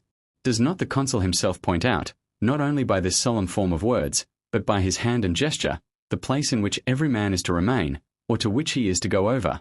But, it is objected, if this separation is made between those who vote for inflicting death, and those who are on the side of exile, the opinion for acquitting the prisoners must necessarily prevail. But how does that affect the parties who vote? Certainly it does not become them to contend by every art, and urge every expedient, that the milder sentence may not take place. Still, say they, those who are for condemning the accused either capitally or to banishment should be first set in opposition to those who are for acquitting them, and afterwards weighed against each other. Thus, as, in certain public games, some particular combatant is set apart by lot and kept to engage with the conqueror, so, it seems, in the Senate there is a first and second combat, and of two different opinions, the prevailing one has still a third to contend with. What? When any particular opinion is received, do not all the rest fall of course? Is it reasonable, then, that one should be thrown into the scale merely to weigh down another? To express my meaning more plainly, unless the two parties who are respectively for capital punishment and exile immediately separate upon the first division of the House, it would be to no purpose afterwards to dissent from those with whom they joined before. But I am dictating instead of receiving instruction. Tell me then whether you think these votes should have been taken separately?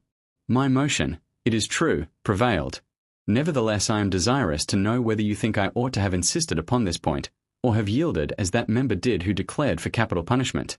For convinced, I will not say of the legality, but at least of the equity of my proposal, he receded from his opinion, and went over to the party for exile, fearing perhaps, if the votes were taken separately, which he saw would be the case, the freedmen would be acquitted, for the numbers were far greater on that side than on either of the other two, separately counted.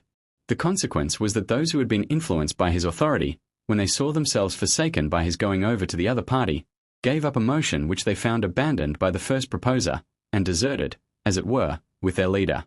Thus the three opinions were resolved at length into two, and of those two, one prevailed, and the other was rejected, while the third, as it was not powerful enough to conquer both the others, had only to choose to which of the two it would yield. Farewell. XC. To paternus de sickness lately in my family, which has carried off several of my servants, some of them, too, in the prime of their years, has been a great affliction to me. I have two consolations, however, which, though by no means equivalent to such a grief, still are consolations. One is, that as I have always readily manumitted my slaves, their death does not seem altogether immature, if they lived long enough to receive their freedom. The other, that I have allowed them to make a kind of will, 130, which I observe as religiously as if they were legally entitled to that privilege. I receive and obey their last requests and injunctions as so many authoritative commands, suffering them to dispose of their effects to whom they please, with this single restriction, that they leave them to someone in my household, for to slave the house they are in is a kind of state and commonwealth, so to speak. But though I endeavour to acquiesce under these reflections, yet the same tenderness which led me to show them these indulgences weakens and gets the better of me. However, I would not wish on that account to become harder, though the generality of the world, I know, look upon losses of this kind in no other view than as a diminution of their property, and fancy, by cherishing such an unfeeling temper, they show a superior fortitude and philosophy. Their fortitude and philosophy I will not dispute. But humane, I am sure, they are not, for it is the very criterion of true manhood to feel those impressions of sorrow which it endeavours to resist, and to admit not to be above the want of consolation. But perhaps I have detained you too long upon this subject, though not so long as I would. There is a certain pleasure even in giving vent to one's grief, especially when we weep on the bosom of a friend who will approve, or, at least, pardon, our tears. Farewell. XEI. To Macrinus is the weather with you as rude and boisterous as it is with us? All here is in tempest and inundation. The Tiber has swelled its channel, and overflowed its banks far and wide. Though the wise precaution of the emperor had guarded against this evil, by cutting several outlets to the river, it has nevertheless flooded all the fields and valleys and entirely overspread the whole face of the flat country. It seems to have gone out to meet those rivers which it used to receive and carry off in one united stream, and has driven them back to deluge those countries it could not reach itself. That most delightful of rivers, the Anio, which seems invited and detained in its course by the villas built along its banks, has almost entirely rooted up and carried away the woods which shaded its borders. It has overthrown whole mountains, and, in endeavouring to find a passage through the mass of ruins that obstructed its way, has forced down houses, and risen and spread over the desolation it has occasioned. The inhabitants of the hill countries, who are situated above the reach of this inundation, have been the melancholy spectators of its dreadful effects, having seen costly furniture, instruments of husbandry, ploughs, and oxen with their drivers, whole herds of cattle, together with the trunks of trees, and beams of the neighbouring villas, floating about in different parts. Nor indeed have these higher places themselves, to which the waters could not reach up, escaped the calamity. A continued heavy rain and tempestuous hurricane, as destructive as the river itself, poured down upon them, and has destroyed all the enclosures which divided that fertile country. It has damaged likewise, and even overturned, some of the public buildings, by the fall of which great numbers have been maimed, smothered, bruised. And thus lamentation over the fate of friends has been added to losses. I am extremely uneasy lest this extensive ruin should have spread to you. I beg therefore, if it has not, you will immediately relieve my anxiety, and indeed I desire you would inform me though it should have done so, for the difference is not great between fearing a danger and feeling it, except that the evil one feels has some bounds, whereas one's apprehensions have none. For we can suffer no more than what actually has happened, but we fear all that possibly could happen. Farewell. 9-2. To Rufinus the common notion is certainly quite a false one, that a man's will is a kind of mirror in which we may clearly discern his real character, for Domitius Toulouse appears a much better man since his death than he did during his lifetime. After having artfully encouraged the expectations of those who paid court to him, with a view to being his heirs, he has left his estate to his niece whom he adopted. He has given likewise several very considerable legacies among his grandchildren, and also to his great-grandson. In a word, he has shown himself a most kind relation throughout his whole will, which is so much the more to be admired as it was not expected of him. This affair has been very much talked about, and various opinions expressed. Some call him false, ungrateful, and forgetful, and, while thus railing at him in this way as if they were actually disinherited kindred, betray their own dishonest designs. Others, on the contrary, applaud him extremely for having disappointed the hopes of this infamous tribe of men, whom, considering the disposition of the times, it is but prudence to deceive. They add that he was not at liberty to make any other will, and that he cannot so properly be said to have bequeathed, as returned, his estate to his adopted daughter, since it was by her means it came to him.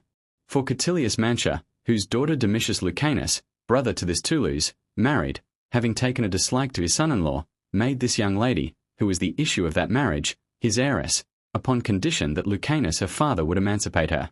He accordingly did so, but she being afterwards adopted by Toulouse, her uncle, the design of Mantia's will was entirely frustrated. For these two brothers having never divided their patrimony, but living together as joint tenants of one common estate, the daughter of Lucanus, notwithstanding the act of emancipation, returned back again, together with her large fortune, under the dominion of her father, by means of this fraudulent adoption. It seems indeed to have been the fate of these two brothers to be enriched by those who had the greatest aversion to them. For Domitius Afer, by whom they were adopted, left a will in their favour, which he had made 18 years before his death, though it was plain he had since altered his opinion with regard to the family, because he was instrumental in procuring the confiscation of their father's estate. There is something extremely singular in the resentment of Afer, and the good fortune of the other two, as it was very extraordinary, on the one hand, that Domitius should endeavour to extirpate from the privileges of society a man whose children he had adopted, and, on the other, that these brothers should find a parent in the very person that ruined their father. But Toulouse acted justly, after having been appointed sole heir by his brother, in prejudice to his own daughter, to make her amends by transferring to her this estate, which came to him from Afer, as well as all the rest which he had gained in partnership with his brother. His will therefore deserves the higher praise, having been dictated by nature, justice, and sense of honour, in which he has returned his obligations to his several relations, according to their respective good offices towards him, not forgetting his wife, having bequeathed to that excellent woman, who patiently endured much for his sake, several delightful villas, besides a large sum of money. And indeed she deserved so much the more at his hands, in proportion to the displeasure she incurred on her marriage with him. It was thought unworthy a person of her birth and repute, so long left a widow by her former husband, by whom she had issue, to marry, in the decline of her life, an old man, merely for his wealth, and who was so sickly and infirm that, even had he passed the best years of his youth and health with her, she might well have been heartily tired of him. He had so entirely lost the use of all his limbs that he could not move himself in bed without assistance, and the only enjoyment he had of his riches was to contemplate them. He was even, sad and disgusting to relate, reduced to the necessity of having his teeth washed and scrubbed by others, in allusion to which he used frequently to say, when he was complaining of the indignities which his infirmities obliged him to suffer, that he was every day compelled to lick his servants' fingers. Still, however, he lived on, and was willing to accept of life upon such terms. That he lived so long as he did was particularly owing, indeed, to the care of his wife, who, whatever reputation she might lose at first by her marriage, acquired great honour by her unwearied devotion as his wife. Thus I have given you all the news of the town, when nothing is talked of but Toulouse. It is expected his curiosities will shortly be sold by auction. He had such an abundant collection of very old statues that he actually filled an extensive garden with them, the very same day he purchased it, not to mention numberless other antiques, lying neglected in his lumber room. If you have anything worth telling me in return, I hope you will not refuse the trouble of writing to me, not only as we are all of us naturally fond, you know, of news, but because example has a very beneficial influence upon our own conduct. Farewell. Exi, to Gallus those works of art or nature which are usually the motives of our travels are often overlooked and neglected if they lie within our reach, whether it be that we are naturally less inquisitive concerning those things which are near us, while our curiosity is excited by remote objects, or because the easiness of gratifying a desire is always sure to damp it, or, perhaps, that we put off from time to time going and seeing what we know we have an opportunity of seeing when we please. Whatever the reason be, it is certain there are numberless curiosities in and near Rome which we have not only never seen, but even never so much as heard of, and yet had they been the produce of Greece, or Egypt, or Asia, or any other country which we admire as fertile and productive of belief and wonders, we should long since have heard of them, read of them, and inquired into them. For myself at least, I confess, I have lately been entertained with one of these curiosities, to which I was an entire stranger before. My wife's grandfather desired I would look over his estate near Ameria. 131. As I was walking over his grounds, one was shown a lake that lies below them, called Verdernen, 132, about which several very extraordinary things are told. I went up to this lake. It is perfectly circular in form, like a wheel lying on the ground, There is not the least curve or projection of the shore, but all is regular, even, and just as if it had been hollowed and cut out by the hand of art. The water is of a clear sky blue, though with somewhat of a greenish tinge. Its smell is sulphurous, and its flavour has medicinal properties, and is deemed of great efficacy in all fractures of the limbs, which it is supposed to heal. Though of but moderate extent, yet the winds have a great effect upon it, throwing it into violent agitation. No vessels are suffered to sail here, as its waters are held sacred, but several floating islands swim about it, covered with reeds and rushes, and with whatever other plants the surrounding marshy ground and the edge itself of the lake produce in greater abundance. Each island has its peculiar shape and size, but the edges of all of them are worn away by their frequent collision with the shore and one another.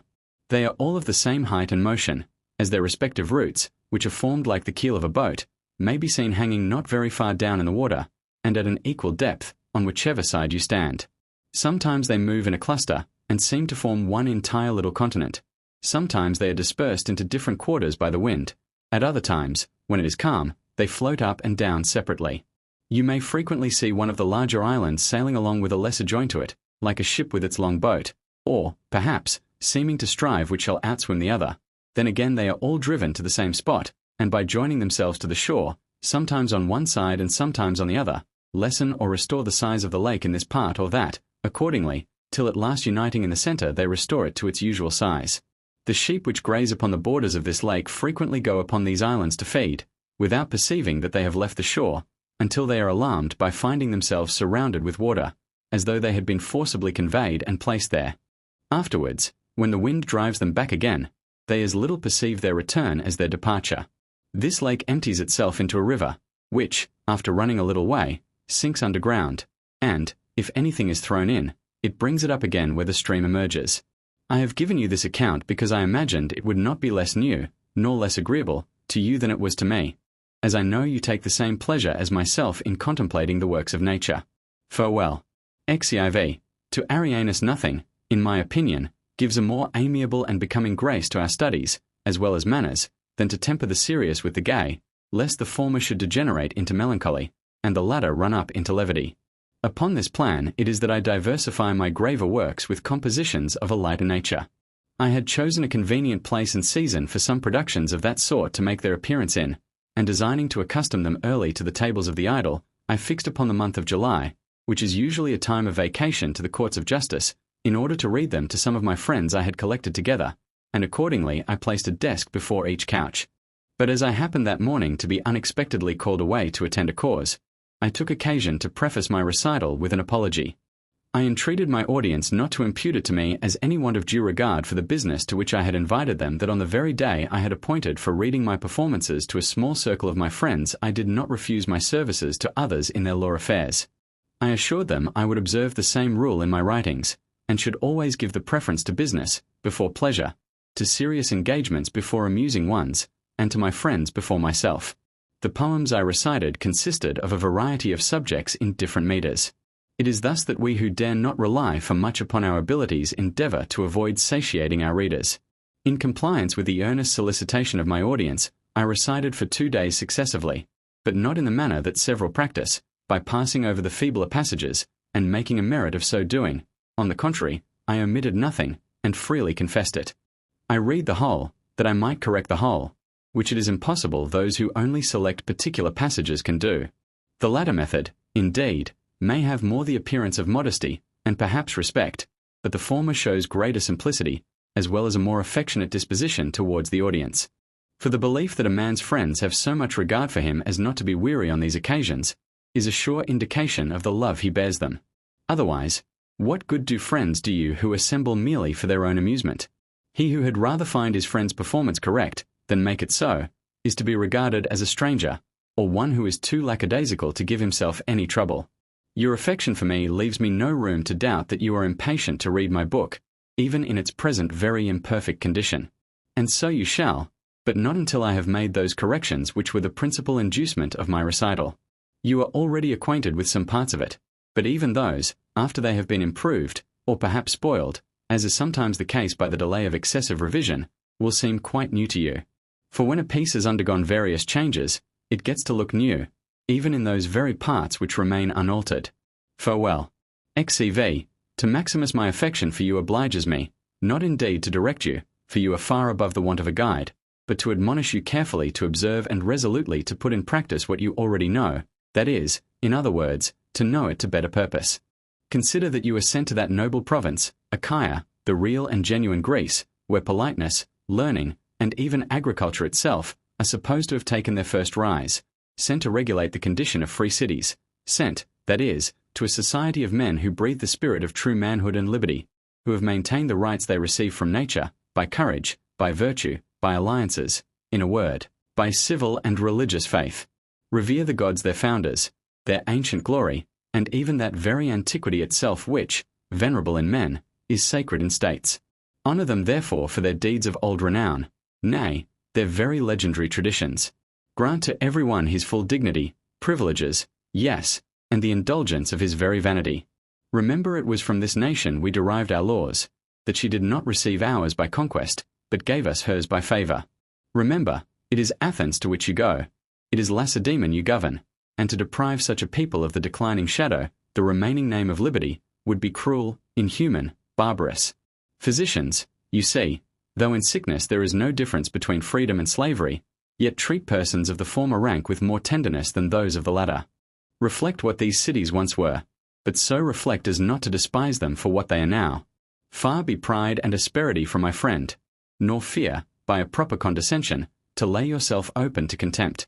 Can he who is vested with a power and bears the ensigns of authority, can he fail of meeting with respect, unless by pursuing base and sordid measures, and first breaking through that reverence he owes to himself? Ill, believe me, is power proved by insult. Ill can terror command veneration, and far more effectual is affection in obtaining one's purpose than fear. For terror operates no longer than its object is present, but love produces its effects with its object at a distance, and as absence changes the former into hatred, it raises the latter into respect. And therefore you ought, and I cannot but repeat it too often, you ought to well consider the nature of your office, and to represent to yourself how great and important the task is of governing a free state. For what can be better for society than such government? What can be more precious than freedom? How ignominious then must his conduct be who turns good government into anarchy, and liberty into slavery? To these considerations let me add, that you have an established reputation to maintain, the fame you acquired by the administration of the quaestorship in Bithynia, 133, the good opinion of the emperor, the credit you obtained when you were tribune and praetor, in a word, this very government, which may be looked upon as the reward of your former services, are all so many glorious weights which are incumbent upon you to support with suitable dignity. The more strenuously therefore you ought to endeavour that it may not be said you showed greater urbanity, integrity, and ability in a province remote from Rome, than in one which lies so much nearer the capital, in the midst of a nation of slaves, than among a free people, that it may not be remarked, that it was chance, and not judgment, appointed you to this office, that your character was unknown and unexperienced, not tried and approved.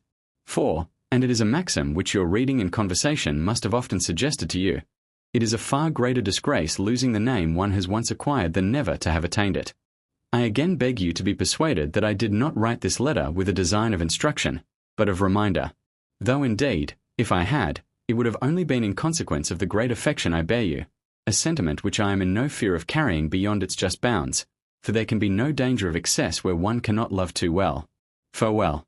XCVI, to Paulinus others may think as they please, but the happiest man, in my opinion, is he who lives in the conscious anticipation of an honest and enduring name, and secure of future glory in the eyes of posterity. I confess, if I had not the reward of an immortal reputation in view, I should prefer a life of uninterrupted ease and indolent retirement to any other. There seems to be 2 points worthy every man's attention: endless fame, or the short duration of life. Those who are actuated by the former motive ought to exert themselves to the very utmost of their power, while such as are influenced by the latter should quietly resign themselves to repose, and not wear out a short life in perishable pursuits, as we see so many doing, and then sink at last into utter self-contempt, in the midst of a wretched and fruitless course of false industry.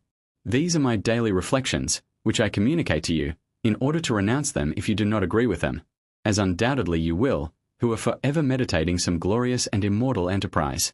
Farewell. XCV. To Calvisius I have spent these several days past, in reading and writing, with the most pleasing tranquillity imaginable. You will ask, how that can possibly be in the midst of Rome? It was the time of celebrating the Circensian Games, an entertainment for which I have not the least taste. They have no novelty, no variety to recommend them, nothing, in short, one would wish to see twice. It does the more surprise me, therefore, that so many thousand people should be possessed with the childish passion of desiring so often to see a parcel of horses gallop, and men standing upright in their chariots. If, indeed, it were the swiftness of the horses, or the skill of the men that attracted them, there might be some pretence of reason for it. But it is the dress, 134, they like. It is the dress that takes their fancy. And if, in the midst of the course and contest, the different parties were to change colours, their different partisans would change sides, and instantly desert the very same men and horses whom just before they were eagerly following with their eyes, as far as they could see, and shouting out their names with all their might. Such mighty charms, such wondrous power reside in the colour of a paltry tunic. And this not only with the common crowd, more contemptible than the dress they espouse, but even with serious thinking people. When I observe such men thus insatiably fond of so silly, so low, so uninteresting, so common an entertainment, I congratulate myself on my indifference to these pleasures, and am glad to employ the leisure of this season upon my books, which others throw away upon the most idle occupations. Farewell. Exivi. To Romanus, I am pleased to find by your letter that you are engaged in building, for I may now defend my own conduct by your example. I am myself employed in the same sort of work, and since I have you, who shall deny I have reason on my side? Our situations, too, are not dissimilar. Your buildings are carried on upon the seacoast, mine are rising upon the side of the Larian Lake. I have several villas upon the borders of this lake, but there are two particularly in which, as I take most delight, so they give me most employment. They are both situated like those at Bai Sad Smiley 135. One of them stands upon a rock, and overlooks the lake, the other actually touches it. The first, supported as it were by the lofty buskin, 136, I call my tragic, the other, as resting upon the humble rock, my comic villa. Each has its own peculiar charm, recommending it to its possessor so much more on account of this very difference. The former commands a wider, the latter enjoys a nearer view of the lake. One, by a gentle curve, embraces a little bay, the other, being built upon a greater height, forms two. Here you have a straight walk extending itself along the banks of the lake, there, a spacious terrace that falls by a gentle descent towards it. The former does not feel the force of the waves, the latter breaks them. From that you see the fishing vessels, from this you may fish yourself, and throw your line out of your room, and almost from your bed, as from off a boat. It is the beauties, therefore, these agreeable villas possess that tempt me to add to them those which are wanting. But I need not assign a reason to you, who, undoubtedly, will think it a sufficient one that I follow your example. Farewell. XX. To Geminus your letter was particularly acceptable to me, as it mentioned your desire that I would send you something of mine, addressed to you, to insert in your works. I shall find a more appropriate occasion of complying with your request than that which you propose, the subject you point out to me being attended with some objections, and when you reconsider it, you will think so. As I did not imagine there were any booksellers at Lugdunum, 137, I am so much the more pleased to learn that my works are sold there. I rejoice to find they maintain the character abroad which they raised at home, and I begin to flatter myself they have some merit, since persons of such distant countries are agreed in their opinion with regard to them. Farewell. C. To Junior, a certain friend of mine lately chastised his son, in my presence, for being somewhat too expensive in the matter of dogs and horses. And pray, I asked him, when the youth had left us, did you never commit a fault yourself which deserved your father's correction? Did you never? I repeat. Nay, are you not sometimes even now guilty of errors which your son, were he in your place, might with equal gravity reprove? And not all mankind subject to indiscretions? And have we not each of us our particular follies in which we fondly indulge ourselves? 138. The great affection I have for you induced me to set this instance of unreasonable severity before you, a caution not to treat your son with too much harshness and severity. Consider, he is but a boy, and that there was a time when you were so too.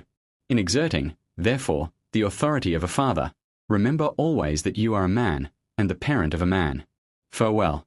C.I. To Quadratus the pleasure and attention with which you read the vindication I published of Helvidius, 139, has greatly raised your curiosity, it seems, to be informed of those particulars relating to that affair, which are not mentioned in the defense, as you were too young to be present yourself at that transaction. When Domitian was assassinated, a glorious opportunity, I thought, offered itself to me of pursuing the guilty, vindicating the injured, and advancing my own reputation.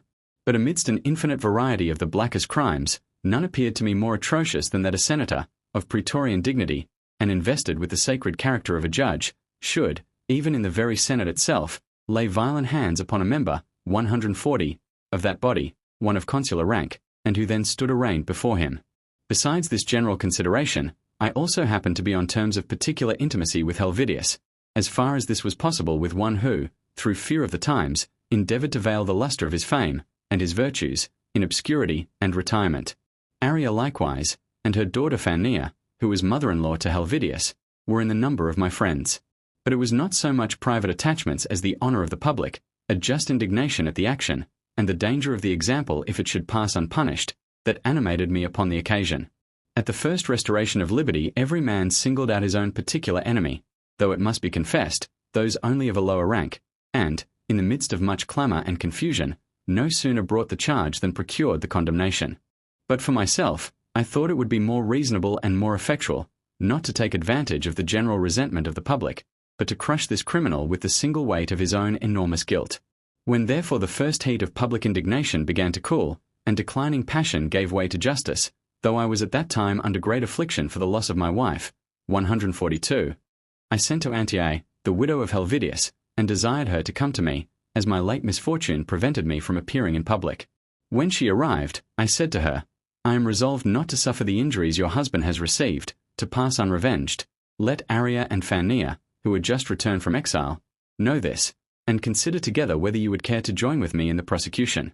Not that I want an associate, but I am not so jealous of my own glory as to refuse to share it with you in this affair.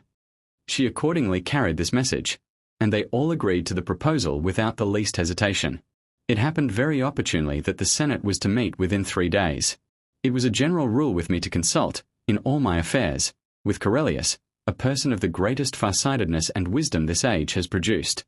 However, in the present case, I relied entirely upon my own discretion, being apprehensive he would not approve of my design, as he was very cautious and deliberate.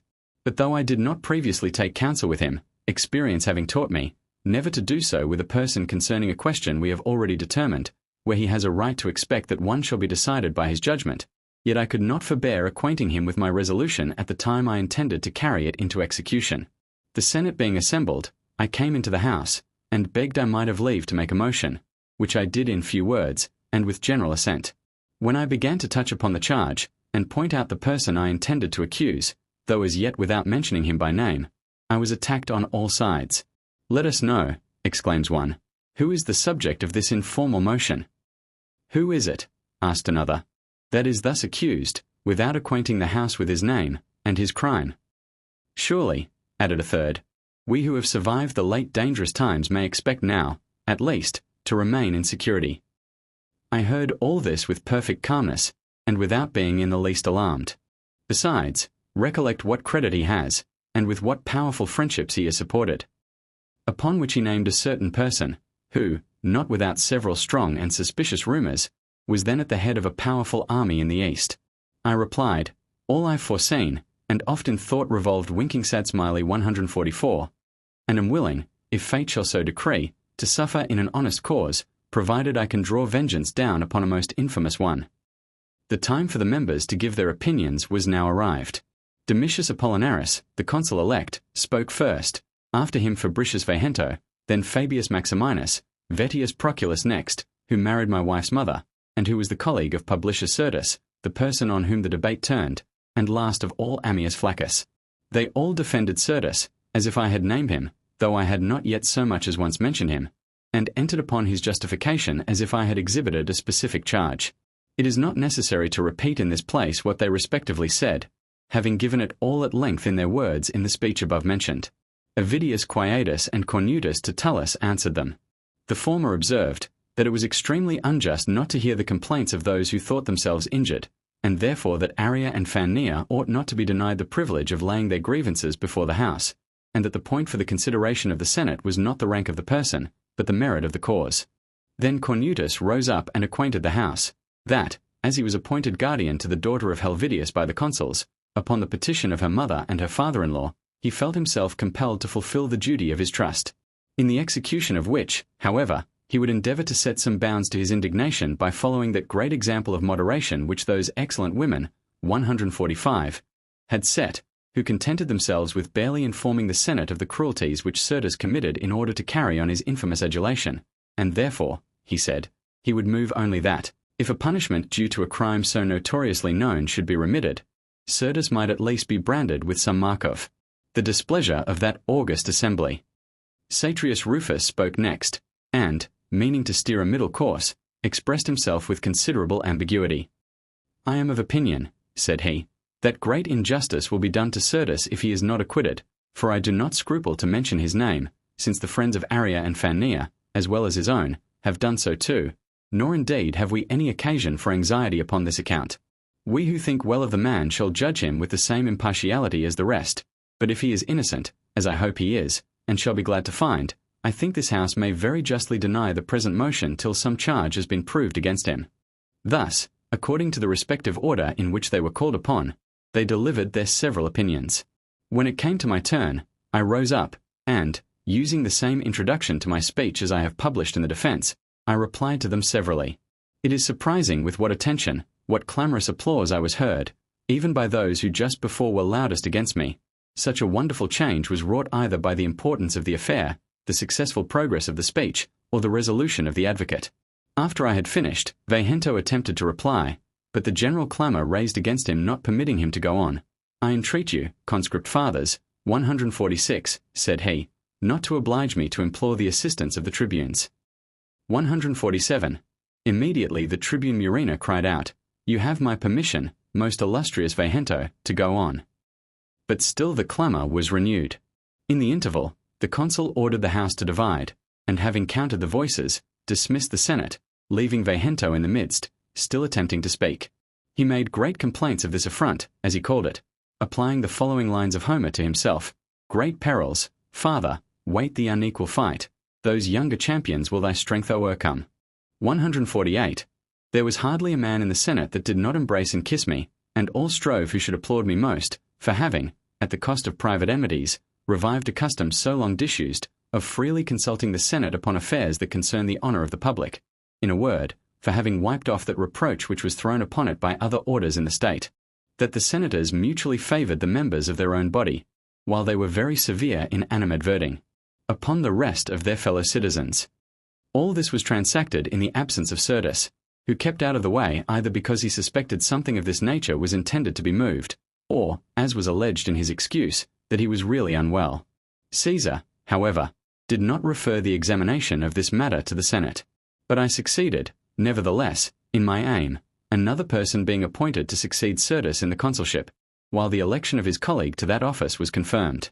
And thus, the wish with which I concluded my speech was actually accomplished. May he be obliged, said I, to renounce, under a virtuous prince, 149, that reward he received from an infamous one. 150. Some time after I recollected, as well as I could, the speech I had made upon this occasion, to which I made several additions. It happened, though indeed it had the appearance of being something more than casual, that a few days after I had published this piece, Certus was taken ill and died. I was told that his imagination was continually haunted with this affair, and kept picturing me ever before his eyes, as a man pursuing him with a drawn sword. Whether there was any truth in this rumour, I will not venture to assert, but, for the sake of example, however, I could wish it might gain credit. And now I have sent you a letter which, considering it is a letter, is as long as the defence you say you have read, but you must thank yourself for not being content with such information as that piece could afford you. Farewell. Sir, to Genitor I have received your letter, in which you complain of having been highly disgusted lately at a very splendid entertainment, by a set of buffoons, mummers, and wanton prostitutes, who were dancing about round the tables. 151. But let me advise you to smooth your knitted brow somewhat. I confess, indeed, I admit nothing of this kind at my own house. However, I bear with it in others. And why, then, you will be ready to ask, not have them yourself. The truth is, because the gestures of the wanton, the pleasantries of the buffoon, or the extravagancies of the mummer, give me no pleasure, as they give me no surprise. It is my particular taste, you see, not my judgment, that I plead against them. And indeed, what numbers are there who think the entertainments with which you and I are most delighted no better than impertinent follies? How many are there who, as soon as a reader, a lyrist, or a comedian is introduced, either take their leave of the company or, if they remain, show as much dislike to this sort of thing as you did to those monsters, as you call them. Let us bear therefore, my friend, with others in their amusements, that they, in return, may show indulgence to ours. Farewell. To Sabinianus your freedman, whom you lately mentioned to me with displeasure, has been with me, and threw himself at my feet with as much submission as he could have fallen at yours. He earnestly requested me with many tears, and even with all the eloquence of silent sorrow, to intercede for him. In short, he convinced me by his whole behaviour that he sincerely repents of his fault. I am persuaded he is thoroughly reformed, because he seems deeply sensible of his guilt.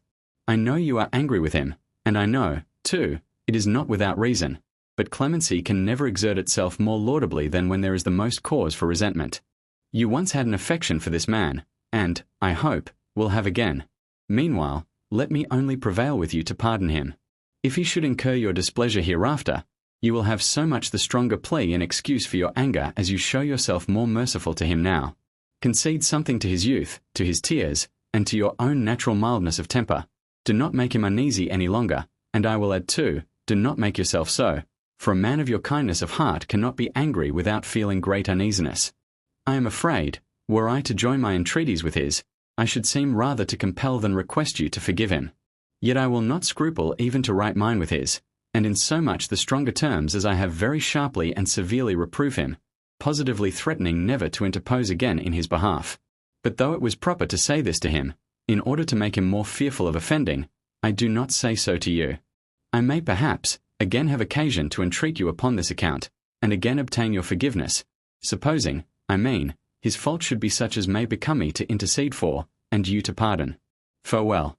Civilian, to Maximus it has frequently happened, as I have been pleading before the court of the 100, that these venerable judges, after having preserved for a long period the gravity and solemnity suitable to their character, have suddenly, as though urged by irresistible impulse, risen up to a man and applauded me.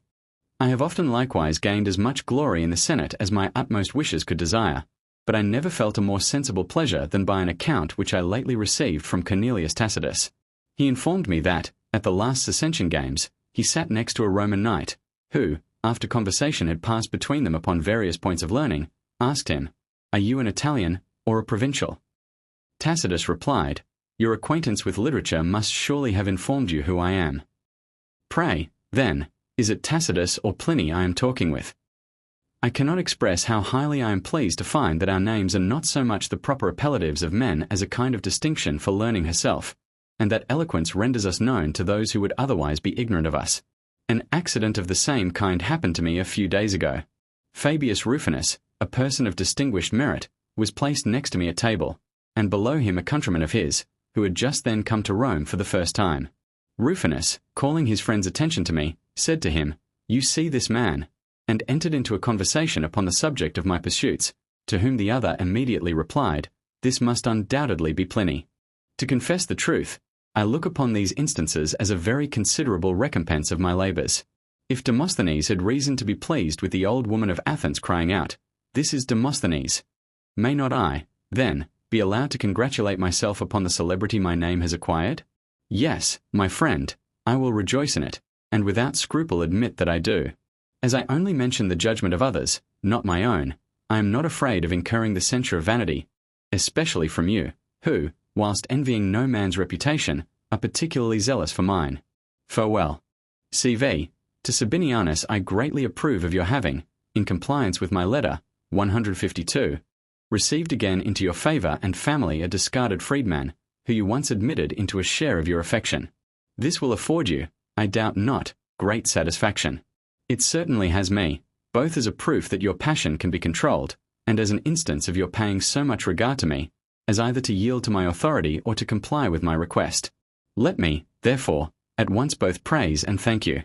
At the same time I must advise you to be disposed for the future to pardon the faults of your people, though there should be none to intercede in their behalf. Farewell. CVI. To Lupercus I said once, and, I think, not inaptly, of a certain orator of the present age, whose compositions are extremely regular and correct, but deficient in grandeur and embellishment, his only fault is that he has none. Whereas he, who is possessed of the true spirit of oratory, should be bold and elevated, and sometimes even flame out, be hurried away, and frequently tread upon the brink of a precipice. For danger is generally near whatever is towering and exalted. The plain, it is true, affords a safer, but for that reason a more humble and inglorious, path. They who run are more likely to stumble than they who creep, but the latter gain no honor by not slipping, while the former even fall with glory. It is with eloquence as with some other arts. She is never more pleasing than when she risks most. Have you not observed what acclamations our rope dancers excite at the instant of imminent danger? Whatever is most entirely unexpected, or as the Greeks more strongly express it, whatever is most perilous, most excites our admiration. The pilot's skill is by no means equally proved in a calm as in a storm. In the former case he tamely enters the port, unnoticed and unapplauded. But when the cordage cracks, the mast bends, and the rudder groans, then it is that he shines out in all his glory, and is hailed as little inferior to a sea god. The reason of my making this observation is, because, if I mistake not, you have marked some passages in my writings for being tumid, exuberant, and overwrought, which, in my estimation, are but adequate to the thought, or boldly sublime. But it is material to consider whether your criticism turns upon such points as are real faults, or only striking and remarkable expressions. Whatever is elevated is sure to be observed, but it requires a very nice judgment to distinguish the bounds between true and false grandeur, between loftiness and exaggeration. To give an instance out of Homer, the author who can, with the greatest propriety, fly from one extreme of style to another. Heaven in loud thunder bids the trumpet sound, and wide beneath them groans the rending ground. 153. Again, reclined on clouds his steed and armour lay. 154. So in this passage, as torrents roll, increase by numerous rills, with rage impetuous down their echoing hills, rush to the vales, and poured along the plain, roar through 1,000 channels to the main. It requires, I say, the nicest balance to poise these metaphors, and determine whether they are incredible and meaningless, or majestic and sublime. Not that I think anything which I have written, or can write, admits of comparison with these. I am not quite so foolish, but what I would be understood to contend for is, that we should give eloquence free rein, and not restrain the force and impetuosity of genius within too narrow a compass. But it will be said, perhaps, that one law applies to orators, another to poets. As if, in truth, Mark Tully were not as bold in his metaphors as any of the poets. But not to mention particular instances from him, in a point where, I imagine, there can be no dispute, does Demosthenes, 155, himself, that model and standard of true oratory, does Demosthenes check and repress the fire of his indignation, in that well-known passage which begins thus, "These wicked men, these flatterers, and these destroyers of mankind, and see." And again, "It is neither with stones nor bricks that I have fortified this city, and see." And afterwards, "I have thrown up these outworks before Attica, and pointed out to you all the resources which human prudence can suggest, and see." And in another place, "O Athenians, I swear by the immortal gods that he is intoxicated with the grandeur of his own actions, and see." 156. But what can be more daring and beautiful than that long digression, which begins in this manner, "A terrible disease"? The following passage likewise, though somewhat shorter, is equally boldly conceived. "Then it was I rose up in opposition to the daring Pytho, who poured forth a torrent of menaces against you, and see." 157. The subsequent stricture is of the same stamp. When a man has strengthened himself, as Philip has, in avarice and wickedness, the first pretense, the first false step, be it ever so inconsiderable, has overthrown and destroyed all, and see. 158. So in the same style with the foregoing is this. Railed off, as it were, from the privileges of society, by the concurrent and just judgments of the 3 tribunals in the city. And in the same place, O Aristogiton, you have betrayed that mercy which used to be shown to offences of this nature, or rather, indeed, you have wholly destroyed it. In vain then would you fly for refuge to a port, which you have shut up, and encompassed with rocks. He has said before, I am afraid, therefore, you should appear in the judgment of some, to have erected a public seminary of faction, for there is a weakness in all wickedness which renders it apt to betray itself. And a little lower, I see none of these resources open to him, but all is precipice gulf, and profound abyss. And again, nor do I imagine that our ancestors erected those courts of judicature that men of his character should be planted there, but on the contrary, eradicated, that none may emulate their evil actions. And afterwards, if he is then the artificer of every wickedness, if he only makes it his trade and traffic, and see. and 1,000 other passages which I might cite to the same purpose, not to mention those expressions which Aeschines calls not words, but wonders. You will tell me, perhaps, I have unwarily mentioned Aeschines, since Demosthenes is condemned even by him, for running into these figurative expressions. But observe, I entreat you, how far superior the former orator is to his critic, and superior too in the very passage to which he objects, for in others, the force of his genius, in those above quoted, its loftiness, makes itself manifest. But does Aeschines himself avoid those errors which he reproves in Demosthenes? The orator, says he, Athenians, and the law, ought to speak the same language, but when the voice of the law declares one thing, and that of the orator another, we should give our vote to the justice of the law, not to the impudence of the orator. 159. And in another place, he afterwards manifestly discovered the design he had of concealing his fraud under cover of the decree, having expressly declared therein that the ambassador sent to the Ortai gave the 5 talents, not to you, but to Callias. And that you may be convinced of the truth of what I say, after having stripped the decree of its gullies, its trim, and its arrogant ostentation, the clause itself.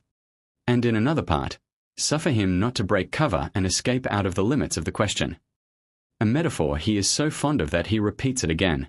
But remaining firm and confident in the assembly, drive him into the merits of the question, and observe well how he doubles. Is his style more reserved and simple when he says, "But you are ever wounding our ears, and are more concerned in the success of your daily harangues than for the salvation of the city"? What follows is conceived in a yet higher strain of metaphor. Will you not expel this man as the common calamity of Greece? Will you not seize and punish this pirate of the state, who sails about in quest of favourable conjunctures, and see? There is in Africa a town called Hippo, situated not far from a seacoast.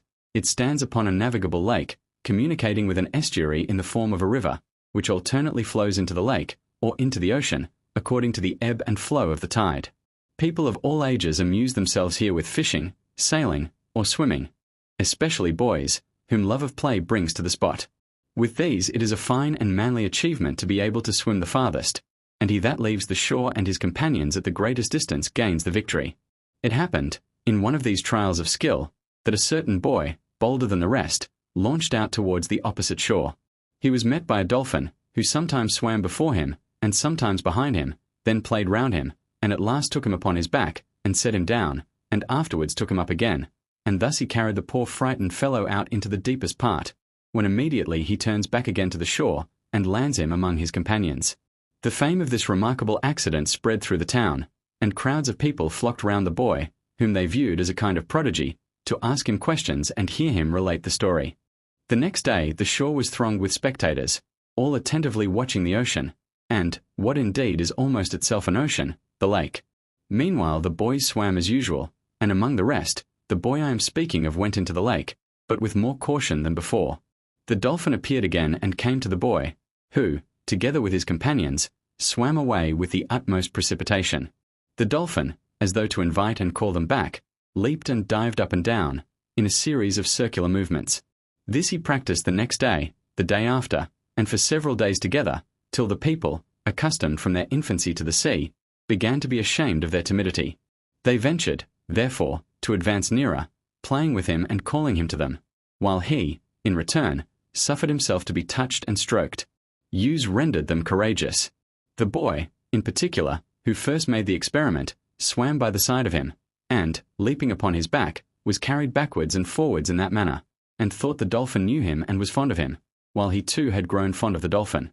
There seemed, now, indeed, to be no fear on either side, the confidence of the one and tameness of the other mutually increasing, the rest of the boys, in the meanwhile, surrounding and encouraging their companion. It is very remarkable that this dolphin was followed by a second, which seemed only as a spectator and attendant on the former, for he did not at all submit to the same familiarities as the first, but only escorted him backwards and forwards, as the boys did their comrade. But what is further surprising, and no less true than what I have already related, is that this dolphin, who thus played with the boys and carried them upon his back, would come upon the shore, dry himself in the sand, and, as soon as he grew warm, roll back into the sea. It is a fact that Octavius Avitus, deputy governor of the province, actuated by an absurd piece of superstition, poured some ointment, 160, over him as he lay on the shore, the novelty and smell of which made him retire into the ocean, and it was not till several days after that he was seen again, when he appeared dull and languid. However, he recovered his strength and continued his usual playful tricks. All the magistrates round flocked hither to view this sight, whose arrival, and prolonged stay, was an additional expense, which the slender finances of this little community would ill afford. Besides, the quiet and retirement of the place was utterly destroyed. It was thought proper, therefore, to remove the occasion of this concourse, by privately killing the poor dolphin. And now, with what a flow of tenderness will you describe this affecting catastrophe? 161. And how will your genius adorn and heighten this moving story? Though, indeed, the subject does not require any fictitious embellishments, it will be sufficient to describe the actual facts of the case without suppression or diminution. Farewell. CVI. To Fuscus, you want to know how I portion out my day, in my summer villa at Tuscum? I get up just when I please, generally about sunrise, often earlier, but seldom later than this. I keep the shutters closed, as darkness and silence wonderfully promote meditation. Thus free and abstracted from these outward objects which dissipate attention, I am left to my own thoughts, nor suffer my mind to wander with my eyes, but keep my eyes in subjection to my mind, which, when they are not distracted by a multiplicity of external objects, see nothing but what the imagination represents to them. If I have any work in hand, this is the time I choose for thinking it out, word for word, even to the minutest accuracy of expression. In this way I compose more or less, according as the subject is more or less difficult, and I find myself able to retain it. I then call my secretary, and, opening the shutters, dictate to him what I have put into shape, after which I dismiss him, then call him in again, and again dismiss him. About 10 or 11 o'clock, for I do not observe one fixed hour, according to the weather, I either walk upon my terrace or in the covered portico, and there I continue to meditate or dictate what remains upon the subject in which I am engaged. This completed, I get into my chariot, where I employ myself as before, when I was walking, or in my study, and find this change of scene refreshes and keeps up my attention. On my return home, I take a little nap, then a walk, and after that repeat out loud and distinctly some Greek or Latin speech, not so much for the sake of strengthening my voice as my digestion winking sad smiley 162, though indeed the voice at the same time is strengthened by this practice. I then take another walk, am anointed, do my exercises, and go into the bath. At supper, if I have only my wife or a few friends with me, some author is read to us, and after supper we are entertained either with music or an interlude. When that is finished, I take my walk with my family, among whom I am not without some scholars. Thus we pass our evenings in varied conversation, and the day, even when at the longest, steals imperceptibly away. Upon some occasions I change the order in certain of the articles above mentioned. For instance, if I have studied longer or walked more than usual, after my second sleep, and reading a speech or two aloud, instead of using my chariot I get on horseback, by which means I ensure as much exercise and lose less time. The visits of my friends from the neighbouring villages claim some part of the day, and sometimes, by an agreeable interruption, they come in very seasonably to relieve me when I am feeling tired. I now and then amuse myself with hunting, but always take my tablets into the field, that, if I should meet with no game, I may at least bring home something. Part of my time too, though not so much as they desire, is allotted to my tenants, whose rustic complaints, along with these city occupations, make my literary studies still more delightful to me. Farewell. 6. To Paulinus, as you are not of a disposition to expect from your friends the ordinary ceremonial observances of society when they cannot observe them without inconvenience to themselves, so I love you too steadfastly to be apprehensive of your taking otherwise than I wish you should my not waiting upon you on the first day of your entrance upon the consular office, especially as I am detained here by the necessity of letting my farms upon long leases. I am obliged to enter upon an entirely new plan with my tenants, for under the former leases, though I made them very considerable abatements, they have run greatly in arrear. For this reason several of them have not only taken no sort of care to lessen a debt which they found themselves incapable of wholly discharging, but have even seized and consumed all the produce of the land, in the belief that it would now be of no advantage to themselves to spare it. I must therefore obviate this increasing evil, and endeavour to find out some remedy against it. The only one I can think of is, not to reserve my rent in money, but in kind, and so place some of my servants to overlook the tillage, and guard the stock, as indeed there is no sort of revenue more agreeable to reason than what arises from the bounty of the soil, the seasons, and the climate. It is true, this method will require great honesty, sharp eyes, and many hands. However, I must risk the experiment, and, as in an inveterate complaint, try every change of remedy.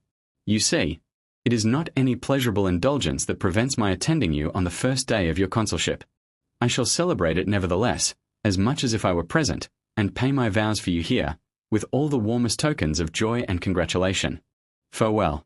CX. To Fuscus you are much pleased, I find, with the account I gave you in my former letter of how I spend the summer season at Tuscum, and desire to know what alteration I make in my method when I am at Laurentum in the winter.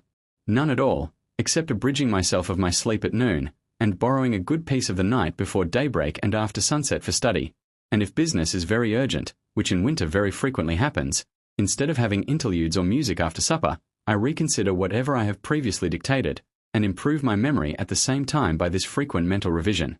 Thus I have given you a general sketch of my mode of life in summer and winter, to which you may add the intermediate seasons of spring and autumn, in which, while losing nothing out of the day, I gain but little from a night. Farewell. Footnotes to the letters of Pliny. 1. Return. A pupil and intimate friend of pt.2, the distinguished Stoic philosopher. Arulenus was put to death by Domitian for writing a panegyric upon Thrasea. 2. Return. The impropriety of this expression, in the original, seems to he in the word stigmosum, which Regulus, probably either coined through affectation or used through ignorance. It is a word, at least, which does not occur in any author of authority. The translator has endeavored, therefore, to preserve the same sort of impropriety by using an expression of like unwarranted stamp in his own tongue. 3. Return. An allusion to a wound he had received in the war between Vitellius and Vespasian. 4. Return. A brother of Piso Galba's adopted son. He was put to death by Nero. 5. Return. Sulpicius Camerinus, put to death by the same emperor, upon some frivolous charge. 6. Return. A select body of men who formed a court of judicature, called the Centenviral Court. Their jurisdiction extended chiefly, if not entirely, to questions of wills and intestate estates. Their number, it would seem, amounted to 100. 7. Return. Junius Mauricus, the brother of Rusticus Arulenus. Both brothers were sentenced on the same day, Arulenu to execution and Mauriqui to banishment. 8. Return. There seems to have been a cast of uncommon blackness in the character of this Regulus, otherwise the benevolent Pliny would scarcely have singled him out, as he has in this and some following letters, for the subject of his warmest contempt and indignation. Yet, infamous as he was, he had his flatterers and admirers, and a contemporary poet frequently represents him as one of the most finished characters of the age, both in eloquence and virtue. 9. Return. The decurii were a sort of senators in the municipal or corporate cities of Italy.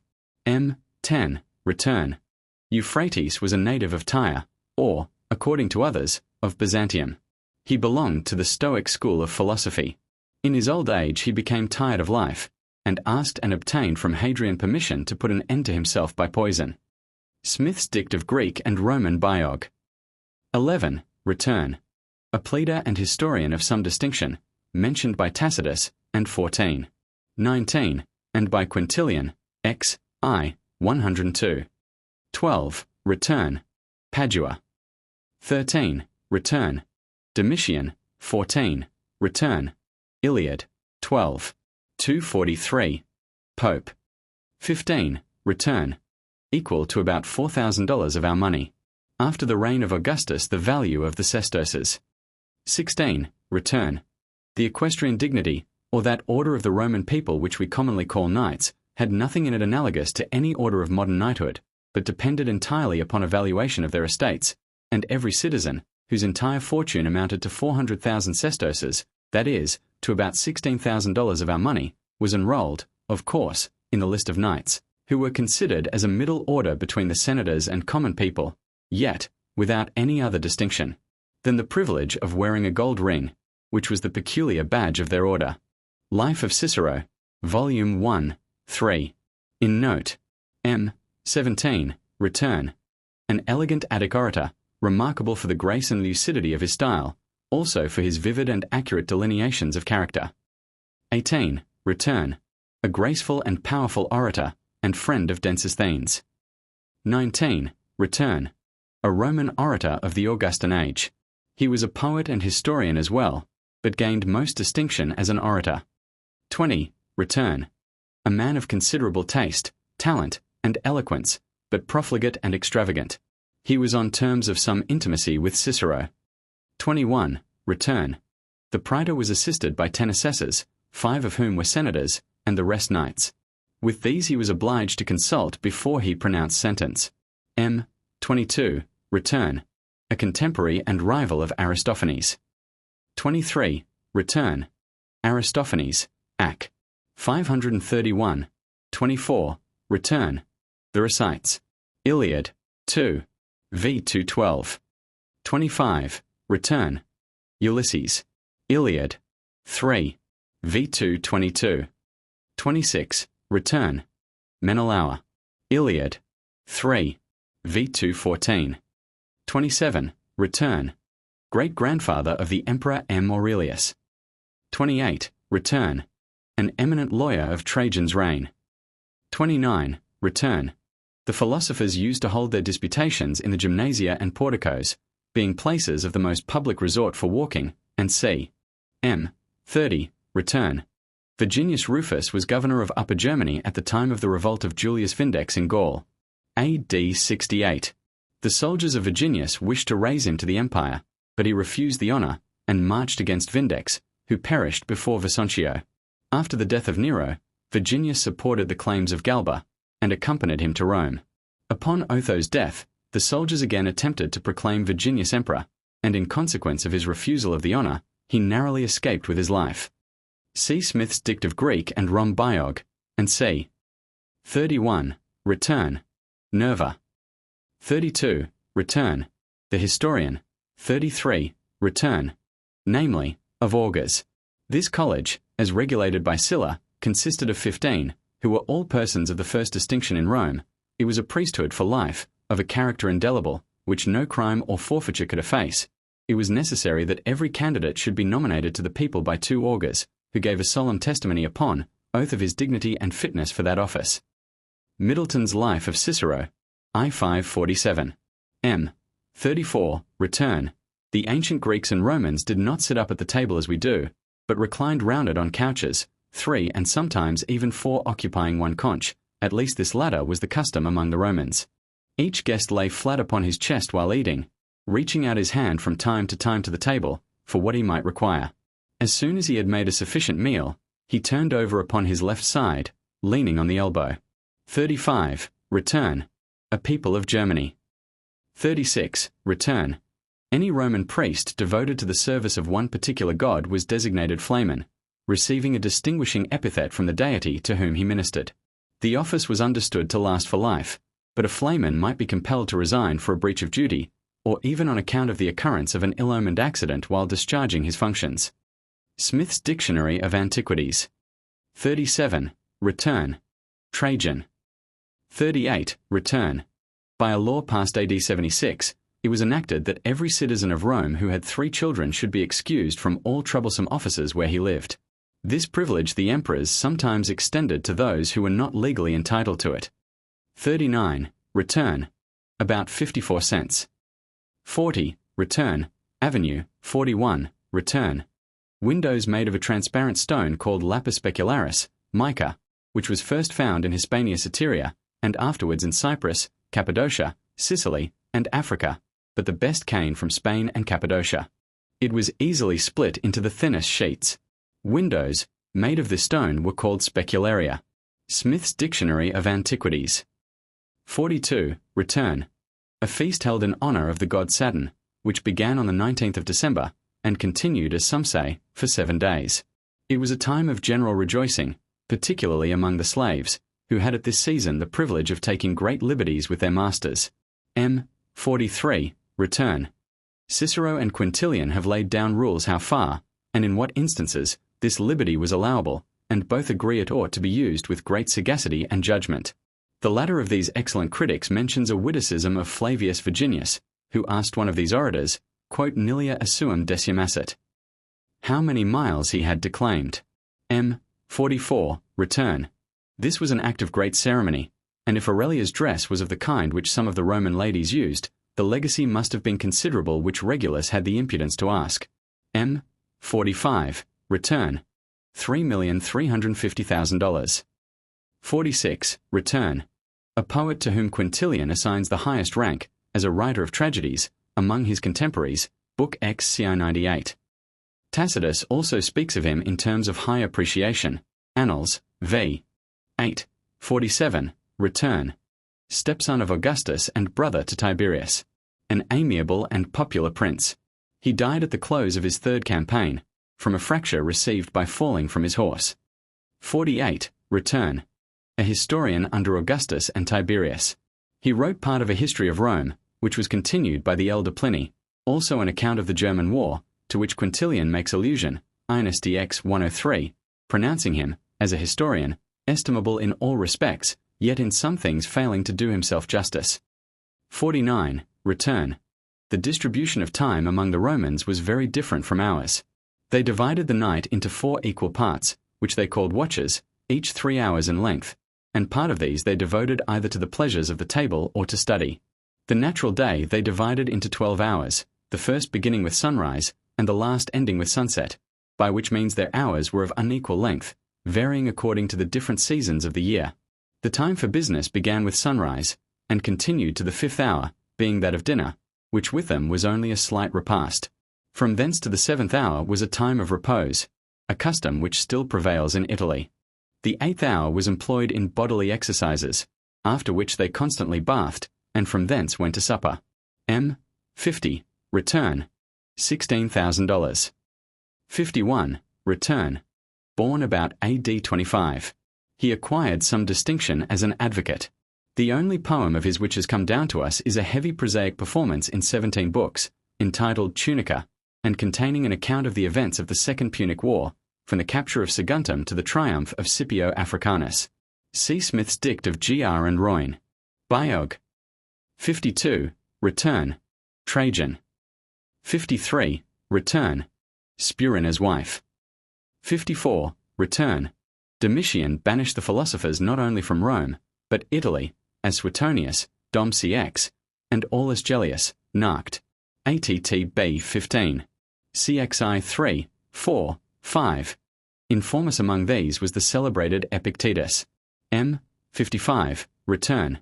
The following is the story, as related by several of the ancient historians. Paetus, having joined Scribonianus, who was in arms, in Illyria, against Claudius, was taken after the death of Scribonianus, and condemned to death. Arria having, in vain, solicited his life, persuaded him to destroy himself, rather than suffer the ignominy of falling by the executioner's hands, and, in order to encourage him to an act, to which, it seems, he was not particularly inclined, she set him the example in the manner Pliny relates. 56, return. Trajan. 57, return. The Roman used to employ their criminals in the lower ones of husbandry, such as ploughing, and see pun. HN1. 18. 3. 58, return. About $500,000. 59, return. About $800,000. 60, return. One of the famous 7 hills upon which Rome was situated. 61, return. Mart. LX 19. 62, return. Calpurnia, Pliny's wife. 63, return. Nausida di Castello. 64, return. The Romans had an absolute power over their children, of which no age or station of the latter deprived them. 65, return. Their business was to interpret dreams, oracles, prodigies, and see, and to foretell whether any action should be fortunate or prejudicial to particular persons or to the whole commonwealth. Upon this account, they very often occasioned the displacing of magistrates, the deferring of public assemblies, and see Kennet's Ron. Antique. 66, return. Trajan. 67, return. A slave was incapable of property, and, therefore, whatever he acquired became the right of his master. 68, return. Their office was to attend upon the rites of vests, the chief part of which was the preservation of the holy fire. If this fire happened to go out, it was considered impiety to light it at any common flame, but they made use of the pure and unpolluted rays of the sun for that purpose. There were various other duties besides connected with their office. The chief rules prescribed them were, to vow the strictest chastity, for the space of 30 years. After this term was completed, they had liberty to leave the order. If they broke their vow of virginity, they were buried alive in a place allotted to that peculiar use. Kennet's Antique. Their reputation for sanctity was so high that Livy mentions the fact of 2 of those virgins having violated their vows, as a prodigy that threatened destruction to the Roman state. Lib. XXII. c. 57. And Suetonius inform us that Augiastus had so high an opinion of this religious order that he consigned the care of his will to the Vestal Virgins. Suet, in Vit. August. c. XCI. M. 69. Return. It was usual with Domitian to triumph, not only without a victory, but even after a defeat. M. 70. Return. Euripides Hecuba. 71. Return. The punishment inflicted upon the violators of Vestal chastity was to be scourged to death. M. 72. Return.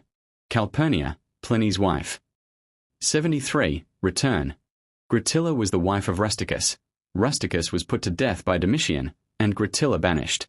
It was sufficient crime in the reign of that execrable prince to be even a friend of those who were obnoxious to him. M.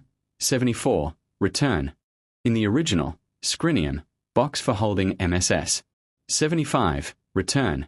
The Hippodromus, in its proper signification, was a place, among the Grecians, set apart for horse racing and other exercises of that kind. But it seems here to be nothing more than a particular walk, to which Pliny perhaps gave that name, from its bearing some resemblance in its form to the public places so called. M.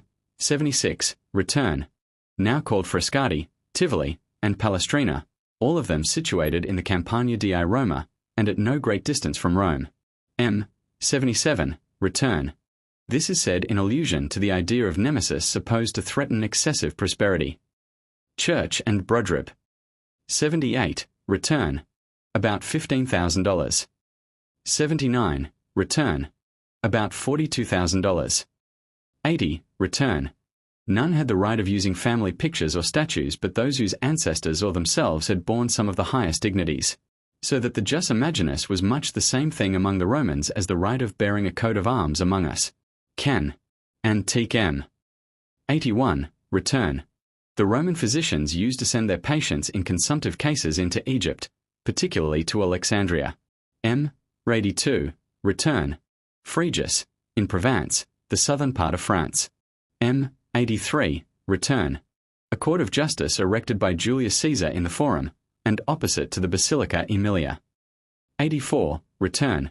The decemvirs seem to have been magistrates for the administration of justice, subordinate to the praetors, who, to give the English reader a general notion of their office, may be termed Lords Chief Justices, as the judges here mentioned were something in the nature of our juries. M. 85. Return. About $400. 86. Return. This silly piece of superstition seems to have been peculiar to Regulus, and not of any general practice. At least it is a custom of which we find no other mention in antiquity. M. 87. Return. We gather from Martial that the wearing of these was not an unusual practice with fops and dandies. See Epig. 2. 29, in which he ridicules a certain Rufus, and hints that if you were to strip off the splenia, plasters, from his face, you would find out that he was a branded runaway slave. Church and Brodrib. 88. Return. His wife. 89. Return. Hom. 2. Lib. IV 88. 90. Return. Now Alzia, not far from Corno. 91. Return. Nevertheless, Javelentus Priscus was one of the most eminent lawyers of his time, and is frequently quoted in the Digesta of Justinian. 92. Return. In the Bay of Naples. 93. Return. The Romans used to lie or walk naked in the sun, after anointing their bodies with oil, which was esteemed as greatly contributing to health, and therefore daily practiced by them. This custom, however, of anointing themselves, is inveighed against by the satirists as in the number of their luxurious indulgences, but since we find the elder Pliny here, and the amiable Spurina in a former letter, practicing this method, we cannot suppose the thing itself was esteemed unmanly, but only when it was attended with some particular circumstances of an over-refined delicacy. M. 94. Return. Now called Castellamare, in the Bay of Naples. M. 95. Return. The Stoic and Epicurean philosophers held that the world was to be destroyed by fire, and all things fall again into original chaos, not excepting even the national gods themselves from the destruction of this general conflagration. M. 96. Return. The Lake Larius. 97. Return. Those families were styled patrician whose ancestors had been members of the Senate in the earliest times of the regal or consular government. 98. Return. Trajan. 99. Return. The consuls, though they were chosen in August, did not enter upon their office till the 1st of January, during which interval they were styled consuls designati, consuls elect. It was usual for them upon that occasion to compliment the emperor, by whose appointment, after the dissolution of the republican government, they were chosen. 100. Return. So called, because it formerly belonged to Camillus. 101. Return. Civita Vecchia. 102. Return. Trajan. 103. Return. An officer in the Roman legions, answering in some sort to a captain in our companies. 104. Return. This law was made by Augustus Caesar, but it nowhere clearly appears what was the peculiar punishment it inflicted. 105. Return. An officer employed by the emperor to receive and regulate the public revenue in the provinces. 106. Return. Comprehending Transylvania, Moldavia, and Wallachia. 107. Return. Polycletus was a freedman, and great favourite of Nero. 108. Return. Memmius, or Remius, the critics are not agreed which, was author of a law by which it was enacted that whosoever was convicted of calumny and false accusation should be stigmatized with a mark in his forehead, and by the law of the 12 tables, false accusers were to suffer the same punishment as would have been inflicted upon the person unjustly accused if the crime had been proved. 109. Return. Trajan. 110. Return. Unction was much esteemed and prescribed by the ancients. Celsus expressly recommends it in the remission of acute distempers. Ungi leniterque petractori corpus, etiam in acutic et recentibus niobus apartit, us renatione fumen, and see Celsi med ed aliuclavine, page 88. 111. Return. His wife. 112. Return. See book v. Letter XX. 113. Return. Trajan. 114. Return. One of the Bithynians employed to manage the trial. 115. Return. About $28,000. 116. Return. About $26,000. 117. Return. There is a kind of witticism in this expression, which will be lost to the mere English reader unless he be informed that the Romans had a privilege, confirmed to them by several laws which passed in the earlier ages of the Republic, of appealing from the decisions of the magistrates to the General Assembly of the people, and they did so in the form of words which Pomponius here applies to a different purpose. 118. Return. The priests, as well as other magistrates, exhibited public games to the people when they entered upon their office. 119. Return. A famous lawyer who flourished in the reign of the Emperor Claudius. Those who followed his opinions were said to be Cassians, or of the school of Cassius. 120. Return. A Stoic philosopher and native of Tarsus. He was tutor for some time to Octavius, afterwards Augustus, Caesar. 121. Return. Balzac very prettily observes, Illinois wire des rivières, qui font jamais tacta bien q quand elles se débordent, duranim, elamity ne mille quo alexes. 122. Return.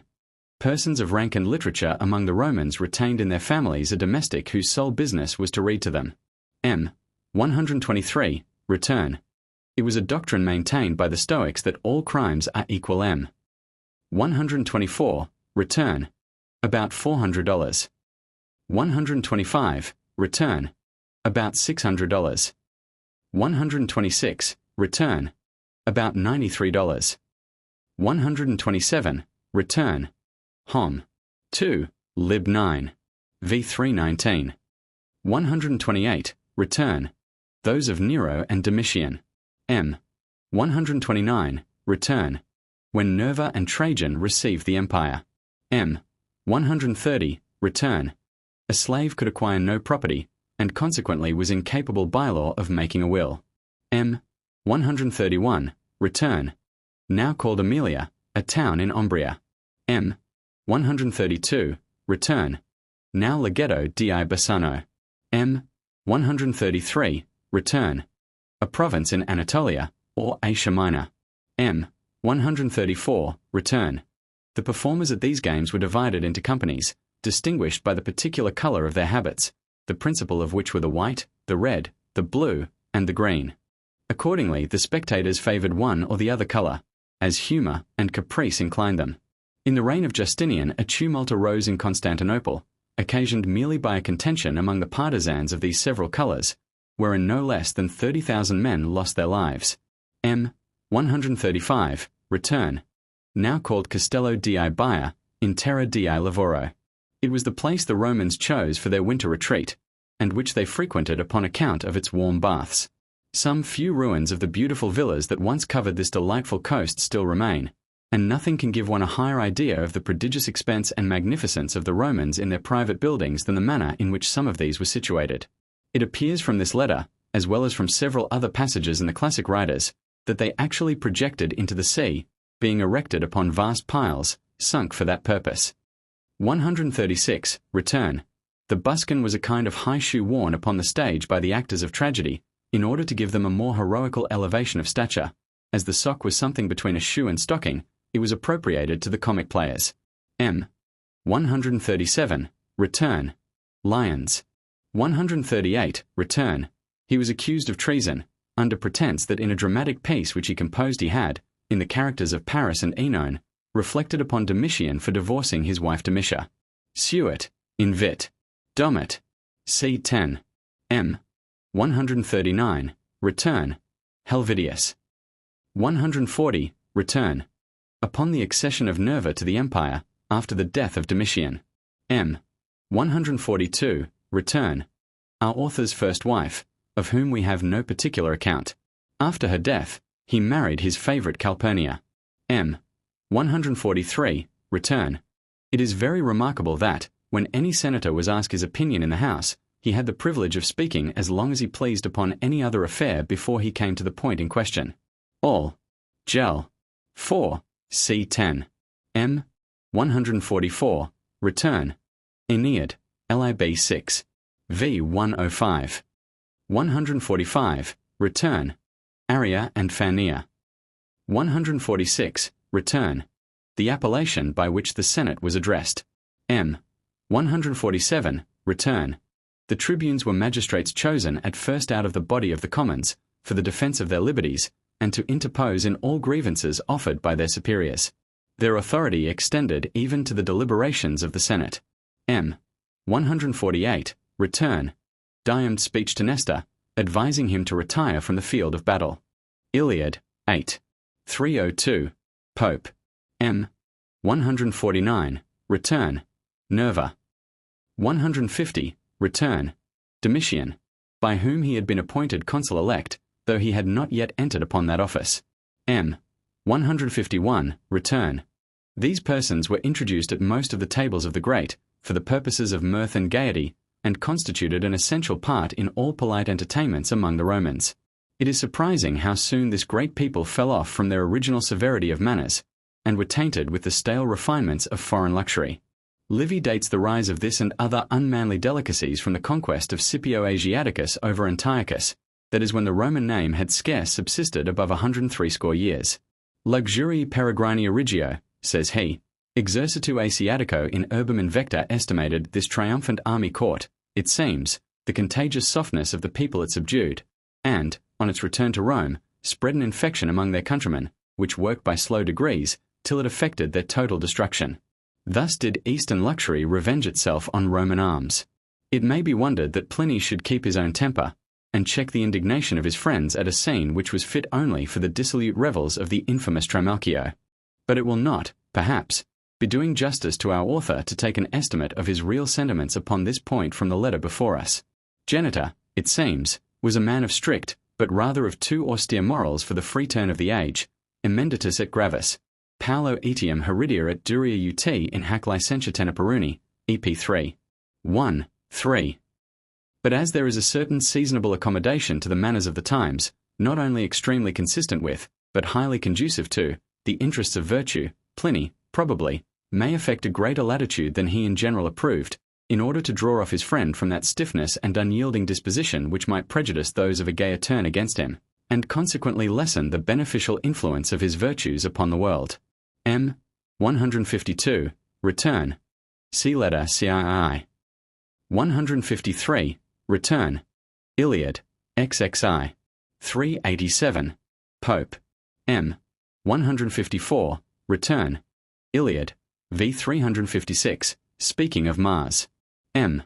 Iliad, 4. 452, Pope. 155, return. The design of Pliny in this letter is to justify the figurative expressions he had employed, probably, in same oration, by instances of the same warmth of colouring from those great masters of eloquence, Demosthenes and his rival Aeschines. But the force of the passages which he produces from those orators must necessarily be greatly weakened to a mere modern reader, some of them being only hinted at, as generally well known, and the metaphors in several of the others have either lost much of their original spirit and boldness, by being introduced and received in common language, or cannot, perhaps, be preserved in an English translation. M. 156, return. See First Philippic. 157, return. See Demosthenes' speech in defense of Ctesiphon. 158, return. See N. de Linthiac. 159, return. See Aeschines' speech against Ctesiphon. 160, return. It was a religious ceremony practiced by the ancients to pour precious ointments upon the statues of their gods. Avitus, it is probable, imagined this dolphin was some sea divinity, and therefore expressed his veneration of him by the solemnity of a sacred unction. M. 161, return. The overflowing humanity of Pliny's temper breaks out upon all occasions, but he discovers it in nothing more strongly than by the impression which this little story appears to have made upon him. True benevolence, indeed, extends itself through the whole compass of existence, and sympathizes with the distress of every creature of sensation. Little minds may be apt to consider a compassion of this inferior kind as an instance of weakness, but it is undoubtedly the evidence of a noble nature.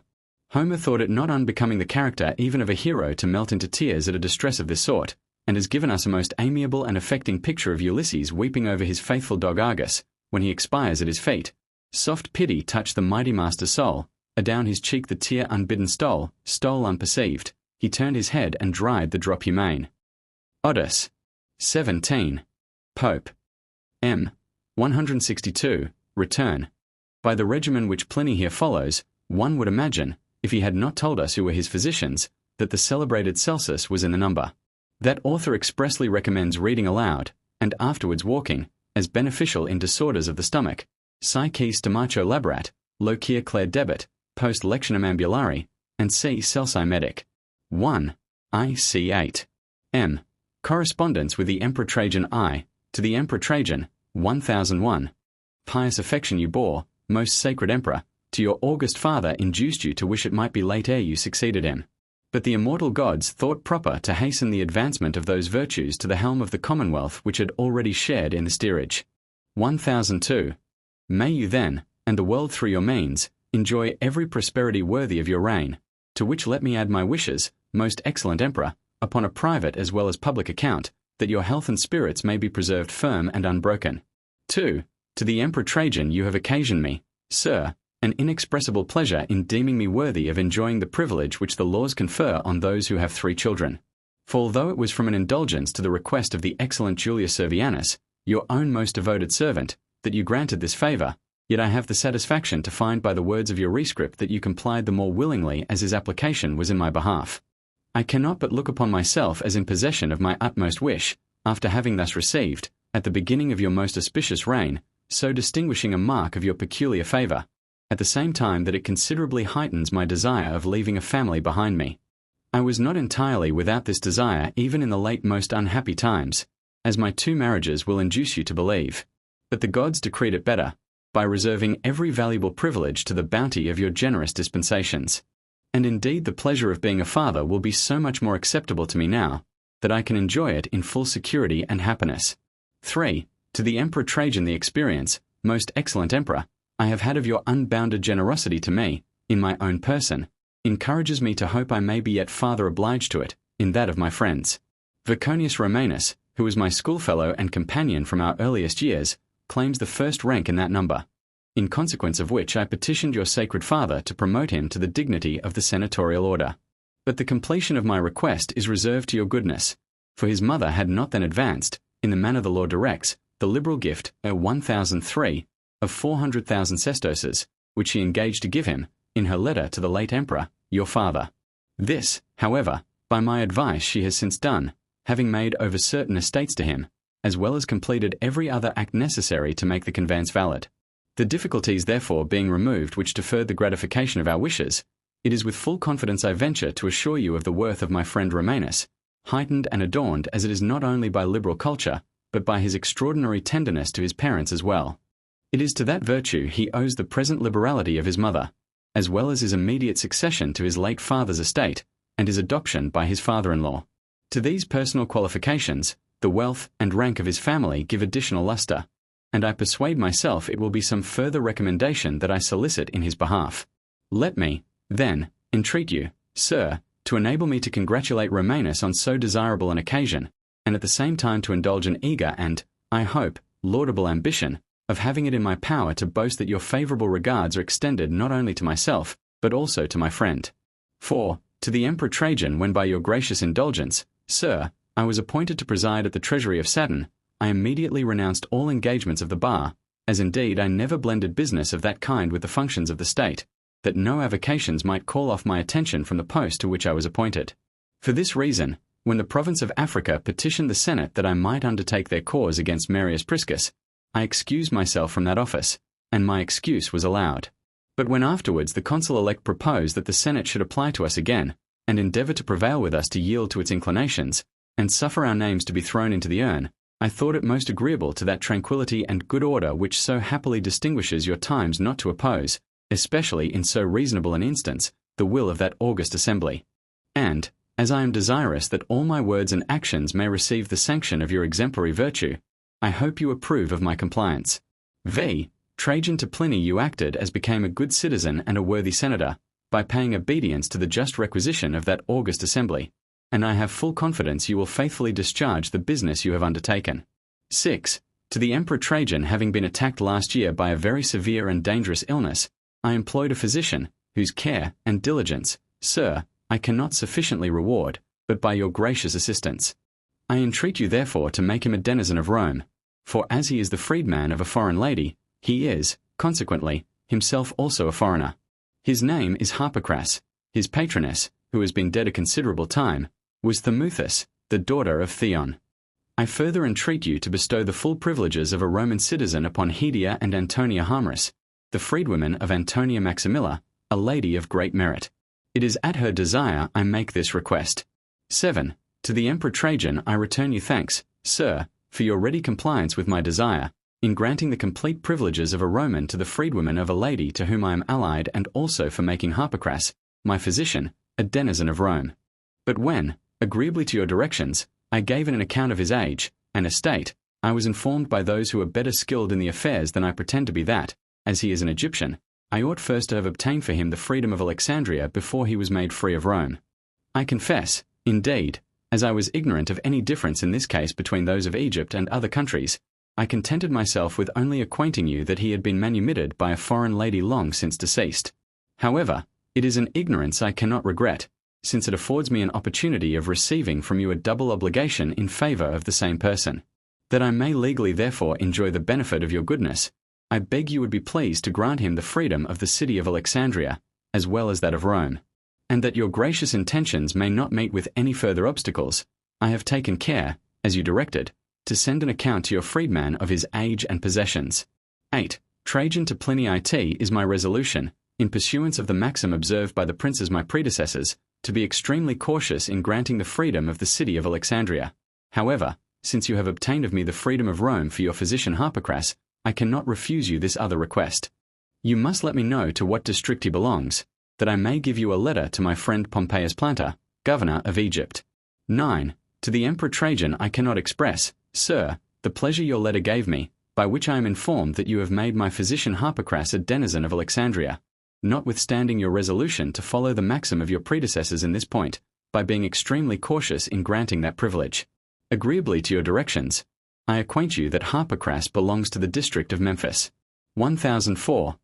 I entreat you then, most gracious Emperor, to send me, as you promised, a letter to your friend Pompeius Planta, governor of Egypt. As I purpose, in order to have the earliest enjoyment of your presence, so ardently wished for here, to come to meet you, I beg, sir, you would permit me to extend my journey as far as possible. X. To the Emperor Trajan I was greatly obliged, sir, in my late illness, to Postumius Marinus, my physician, and I cannot make him a suitable return, but by the assistance of your wonted gracious indulgence. I entreat you then to make Chrysippus Mithridates and his wife Stratonica, who are related to Marinus, denizens of Rome. I entreat likewise the same privilege in favour of Epigonus and Mithridates, the two sons of Chrysippus, but with this restriction, that they may remain under the dominion of their father, and yet reserve their right of patronage over their own freedmen. I further entreat you to grant the full privileges of a Roman to L. Satrius Abascantius, P. Caesius Phosphorus, and Pancharia Soterus. This request I make with the consent of their patrons. 1005. 11. To the Emperor Trajan after your late sacred father, sir, had, in a noble speech, as well as by his own generous example, exhorted and encouraged the public to acts of munificence, I implored his permission to remove the several statues which I had of the former emperors to my corporation, and at the same time requested permission to add his own to the number. For as I had hitherto let them remain in the respective places in which they stood when they were left to me by several different inheritances, they were dispersed in distant parts of my estate. He was pleased to grant my request, and at the same time to give me a very ample testimony of his approbation.